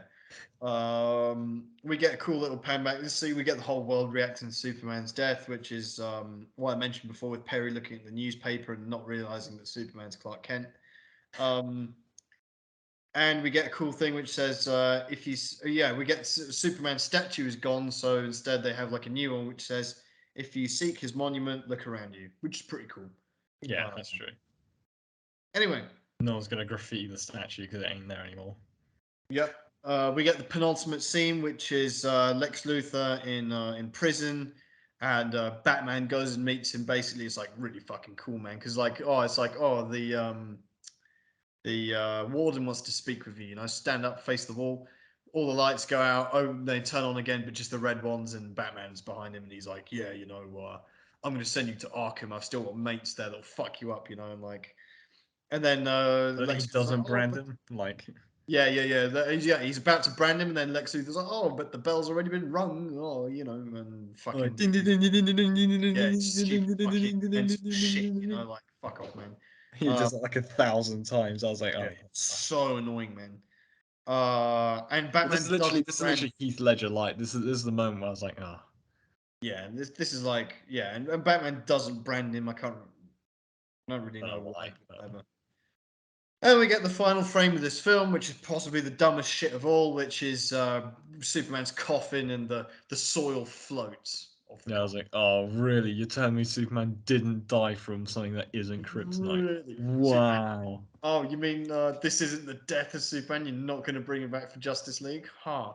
Wow. No, no. Color me Yeah, shocked. to be honest, I kind of wish that he was dead because like Yeah, they just don't have the guts to kill him off. And anyway, even if he isn't dead, why would you show it by soil floating? What power of that is that supposed to demonstrate?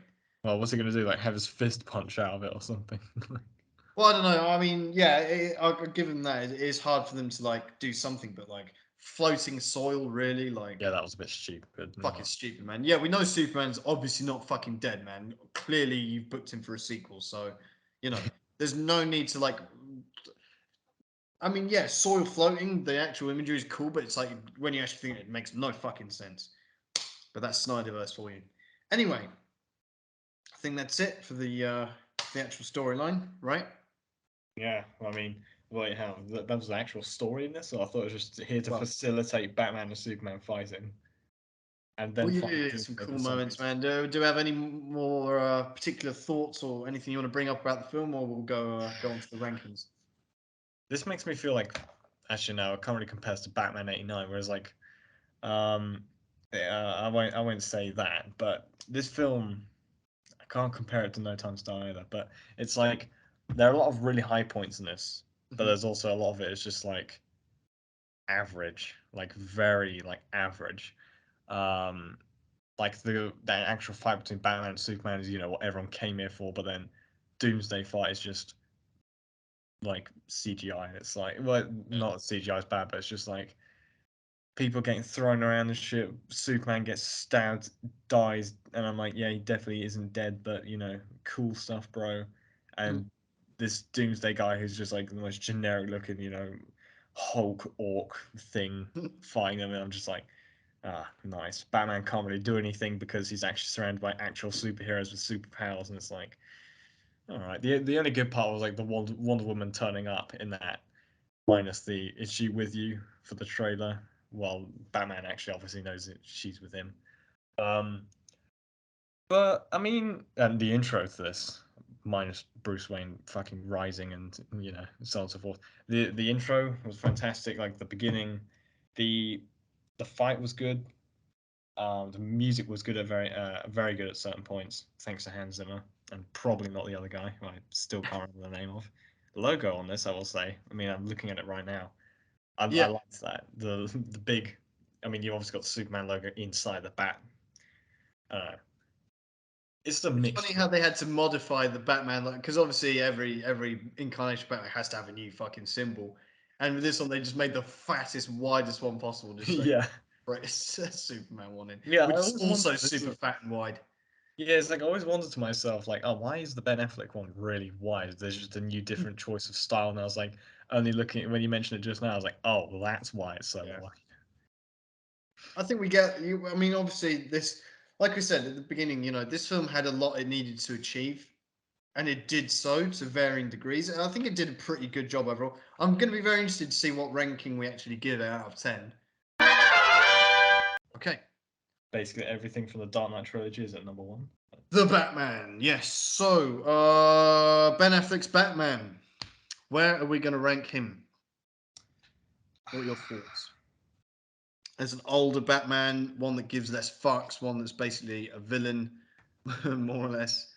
But he's fucking cool as shit. He's got this full arsenal of like vehicles and fucking gadgets and bat caves and shit, man. What do you think? Where are we going to put? I mean, how did you find Ben Affleck's Batman?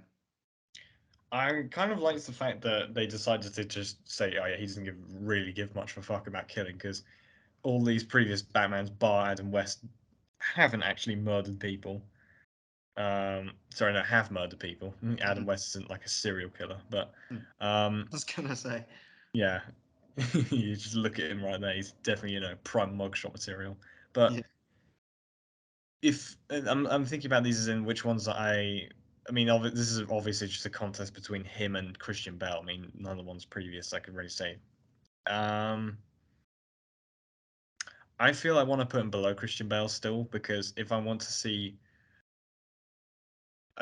Batman, I would want to watch the Dark Knight trilogy rather than this so far at least because this obviously isn't. I mean, Christian Bale has the luxury of having three films dedicated to his character, whereas this is he's more. He's like shares maybe 20% of the screen time with everyone else. I mean, then true. again, that was also Christian Bale's one in the Dark Knight anyway, but still. Um, yeah, I would have to put him at number two because I don't think I would personally put him above Christian Bale. I don't know about Yeah, you. I think if Ben Affleck's Batman had more to do, I mean, yeah, we can. The sample size is very different, right? Because you've got Christian Bale's got a whole trilogy dedicated to his character, as Ben Affleck has got half a film effectively, right? And obviously, Justice League, in theory, has the potential to adjust this ranking, but I think Ben Affleck's Batman is excellent. I've nothing but good words to say about his Batman. I think it's very good. His performance is like I think he's very good Batman, and yeah, I think he's very comfortable second. And maybe if he had a solo film or like if things were different, maybe he would be first. But I think we can't really Yeah, go above Christian Bale's Batman just on I mean, principle. yeah. I will give Well, you a fun once. fact though, a bit of trivia. Oh yeah, Yep, Ben Affleck auditioned to play Robin for Batman '89. really? Yep, before Yeah, they I mean, took. yeah, he is that old then. Yeah, but Yeah, yeah. yeah. Also, one thing I will say that's sad about this ranking that is unrelated to the character of Batman himself is having to move Adam West down from number four when his background color suits the full one so much. If you look Oh at, they yeah, match I up never noticed that. Yeah, identically. you're right. Good shout. Oh well. Okay, Bruce Wayne. I think this gives George Clooney a run for his money. Um, Yeah. You know what? I'm gonna go out there and I'm gonna say Ben Affleck's Bruce Wayne's number one, man. yeah, I think it's that's gonna again. ruffle a lot of feathers, but I think he's fucking awesome, man. Christian Bale's Bruce Wayne is awesome as well, but I just think Ben Affleck is Bruce Wayne. Yeah, yeah, He that's a good really point. carries it. Everything about him is he's like Christian Bale, but like more. And he's not Patrick Bateman. Yeah, yeah, yeah. He's more like dedicated. It's like what Christian Bale's Bruce Wayne would have become eventually, right after accepting his Bruce Wayne role and like all the women and shit, and Yeah, all and that. not bailing out of the whole Batman thing. Mr. Martin DB5, all that shit, and like his lines, his swagger, his drip, like Yeah, the dedication of his workers to him, everything really. he's I'd great. probably have to agree with you on that. Yeah, I think he's going to go number one. I hope that's not too controversial because you and I both have a lot of respect for Christian Bale's Bruce Wayne, but I really enjoy Ben Affleck, and it only gets better as well. I'm not saying Justice League either. It's fucking. I think we should because we forgot to do it for the Dark Knight Rises. We need to do his Sigma, his Sigma quote as well, Sigma moment. Now I'm looking at Ben Affleck and Christian Bale. I can't not think of like a Sigma male moment, man. So like, It's the thing. That was the thing with the Dark Knight Rises though. Is just I can't remember. I can't remember a Sigma quote from that personally. I mean, what are we gonna put for Batman versus Superman yeah. Ultimate I Edition mean, it of was. Justice? You're probably thinking of the same thing as I am. It's the Daily Planet. Is that the one I own, or is Yeah, that the it's other got to guy? be. It's got to be, doesn't it? And where are we putting that in ranking with the other quotes? Have you got the list in front of you? Yeah, I do, but uh, I'm just trying to decide on that myself because it's pretty good, but. So what's the current like top? What's the current rankings? Just go through them quickly for us. I remember number one still I Jack think Nicholson, I'm right? buying this hotel's at the top. I'm pretty sure. Isn't Jack Nicholson number one? Oh no, it wouldn't be. It'd be Christian Bale. Yeah, go on. So Yeah, what's the Christian Bale's current on one? the one. I'm buying this hotel. Okay, Then it's I didn't ask with Jen okay. Nicholson. Then oh yeah, I just wrote it is, but it's actually That was from Max Shrek saying, actually, it very much is like that, pushing Catwoman out the window. Wait, what was the one from the Dark Knight that we had? Oh yeah. Shit. I'm trying to remember it because I remember it was a good one, and they were like It questioning must whether. have been Harvey Dent. Yeah, it must have been like, oh, I own this. No, they'll let us. I own the restaurant. Was it that one? Yeah, it was that one, but I think that one goes below. That one goes below. Okay, that was The number previous two, one. and then Jefferson number three. Okay, Yeah, so and where are we then gonna put Daily Planet? Do I own that one? yeah, because that is like straight up deliberately done just to flex on Clark. Yeah. Oh, this is either one or two. I'm trying to think. Probably number two, really. Or was it number one? Above, I own the restaurant. Yeah, above Nah, Iron this might be Hotel. number three to be No, honest. I think it's a definitely above Eye in the Hotel because that's something that says like so matter of fact, but this is deliberately just done Okay, just to okay, belittle yeah. Superman. All right then. Well, number two it is. Okay. We don't have a Commissioner Gordon in this film. This is the first Batman film without Commissioner Gordon. Fun fact. Oh, No Pat Hingle returns. no, unfortunately not. We have bat suits. So, and we've actually got two bat suits. We're going to. No, we've got three. Okay. Oh yeah, We've got three the to bat the suit, the regular bat suit. We've got the nightmare suit, and we've got the armor suit. So, this is tough. all right, let's start with the normal suit. I think that's going second for me. Yeah, I'd probably agree with it. It's the fat bat symbol, man. That just I can't take my eyes off of it. It's cool that I like that the cowl has really small ears. Yeah, I think by Christian Bale's they've nailed what like a bat suit looks like because you look at the ones previous and it's like Well, Henry, we have another bat. yeah, I know, but they nailed what it roughly looks like because there's so much variety between the ones below. I You just see. realised I've got the Dark Knight Rises. Sorry, the Batman slash Dark Knight Rises. Sorry, the Dark Knight slash the Dark Knight Rises suit here, which should go number one actually above the rubber neck one from Batman Begins. Yeah, My mistake. they're so similar. It's kind of hard to tell Well, difference. actually, in that case, maybe this should go number two above the rubber neck one, right? Yeah, because he can turn his head. Yep. Okay, now we've got the Exo suit. Where do you want to put that one? The exosuit is cool. Like it is very cool. Like I will Yeah, say, but it's fucking sick, man. this is depending on whether we're voting it as cool or just in the seat or like a bat suit. Like how accurate is it to what we think of as a bat suit? No, we're ranking it on how cool it is, man. I would put it In that maybe. case, put it either number two or three. Which one would you rather wear, man? Like, would you rather wear the exosuit or the normal Batman suit? Yeah, but for practicality, I wouldn't be able to wear the big one, would I? Well, Uh, they made the Batsuit. I read this doesn't have any armor on it. It's like the first Batsuit, apart from Adam West, obviously, that doesn't have any armor on it. It's just pure, like a cloth. suit. Yeah, that's a good point actually. So they did that deliberately. So yeah, I think the exosuit's going to go. It's a bit chunky. Like it's. I Yeah, mean, it is a bit it chunky, looks but it's so really fucking cool, cool. but it's not. You It's know like what the that suit bats. reminds me of? It It's reminds me like of the the original tumbler for the I. bat It suit. reminds me of the Iron Man suit that he made in the cave in Iron Man. Yeah, yeah. But this is like this for me is like this is like this is like the tumbler of the bat suits in my opinion. Like it's Nah. not really a bat suit, but it's like cool. Okay, yeah, okay. Yeah, when you put it that way, I think third. I think third is fair. Yeah. Okay. Now the nightmare suit, man. You're gonna have to fight me not to put this first, man. It's fucking awesome, man. Batman in a fucking trench coat. How did fucking Zack Snyder think of this? And he had the balls to fucking do it, man.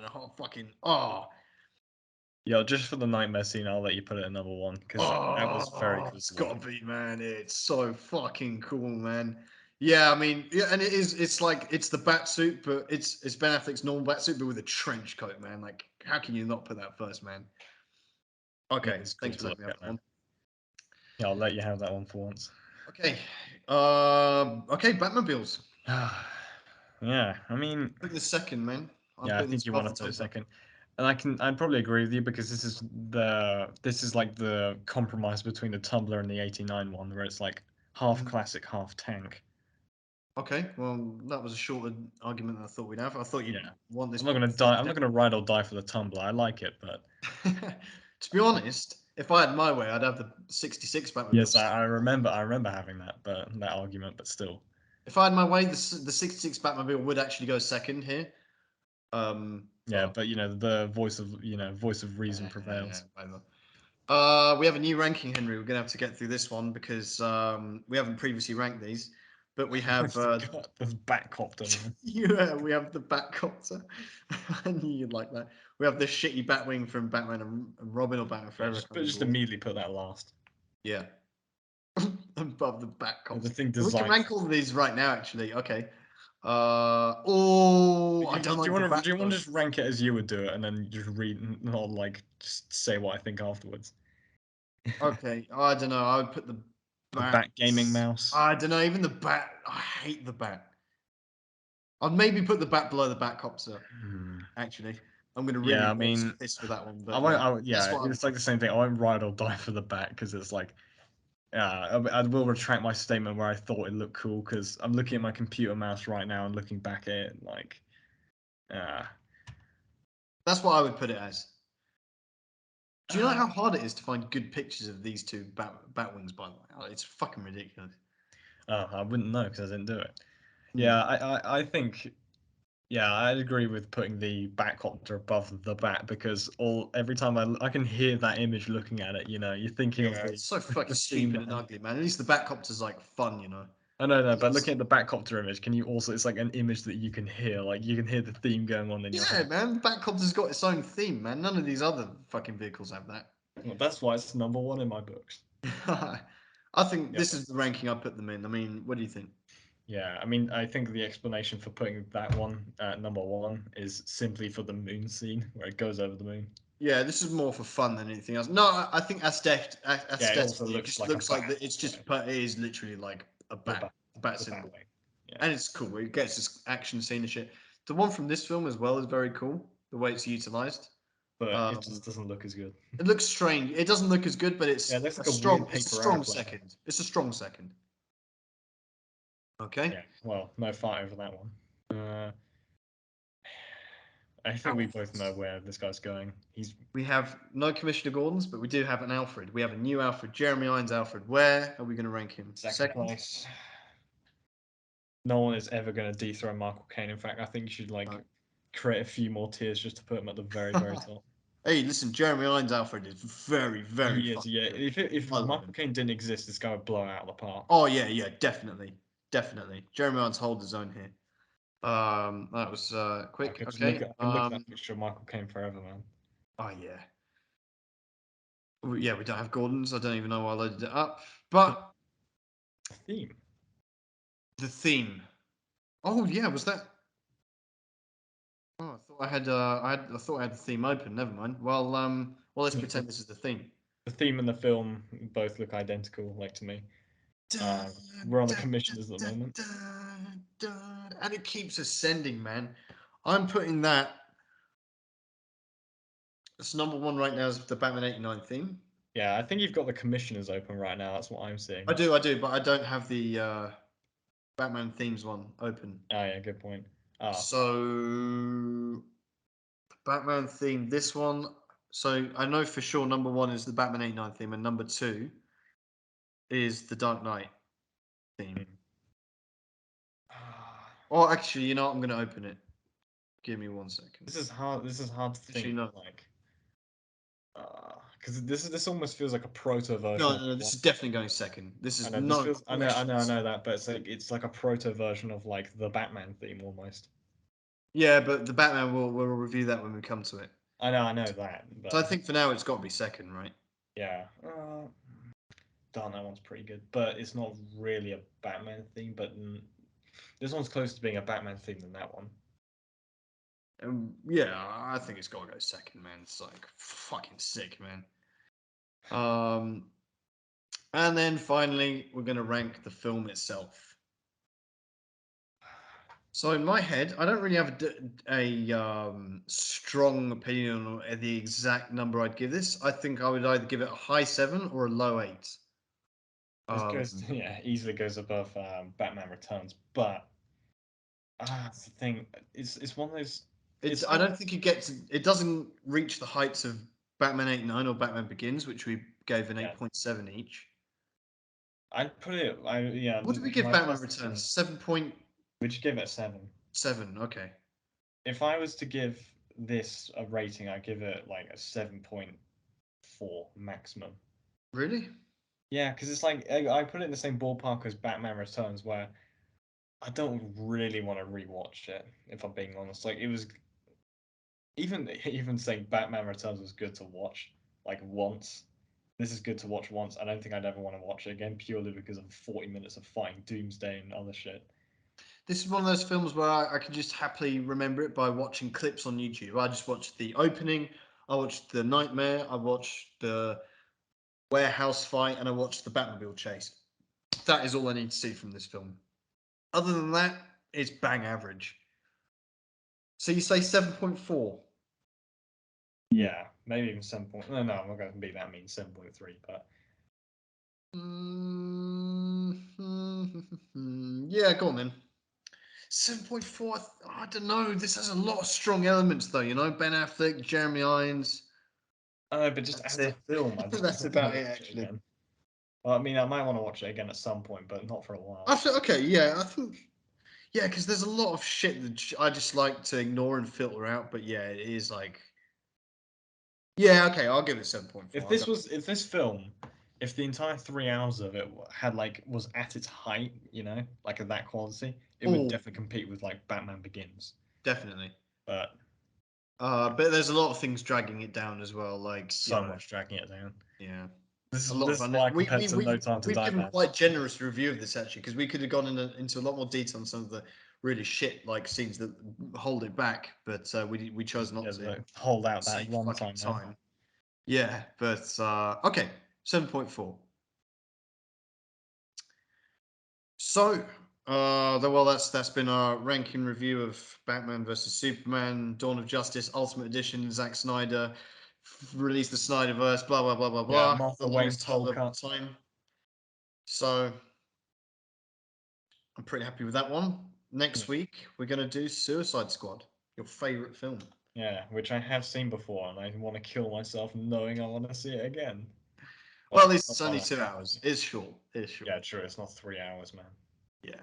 Yeah, Batman vs Superman 3 hours is a lot, and you know what? The theatrical release is 2.5 hours. That was already fucking long. They added another half hour onto it. But hey, we've still got the fucking Justice League coming up, man. Got four Justice League hours. Zack Snyder cut. Oh, Because I know nothing about that film, and it's either going to be like 4.5 hours of revealing, entertaining stuff for me, or it's going to be 4.5 hours of a film man, substance. yeah. That's you're gonna might need a couple of sittings for that film. I think I've seen it once, and I watched it in one sitting. Oh, wow. You like Yeah. dedicate like a Oh weekend. yeah, I dedicated a full Saturday afternoon to it, man. Obviously, I paused it. It I gives you like place fall to asleep pause it. halfway through. I forget like who I am by the end of it. Yeah, but we're not there yet. I think. Yeah, we're gonna. Okay, so we're gonna do Justice. Sorry, we're gonna do Suicide Squad, then Joker, then I think the Suicide Squad comes after that, And then and then Justice Justice League League, and because then the Zack Snyder Batman. cut. So there you have it, ladies and gentlemen. To join us next week for Suicide Squad. In the meantime, follow us and subscribe us and share us with all your mates. And we'll see you next week. Same bat time, same bat channel.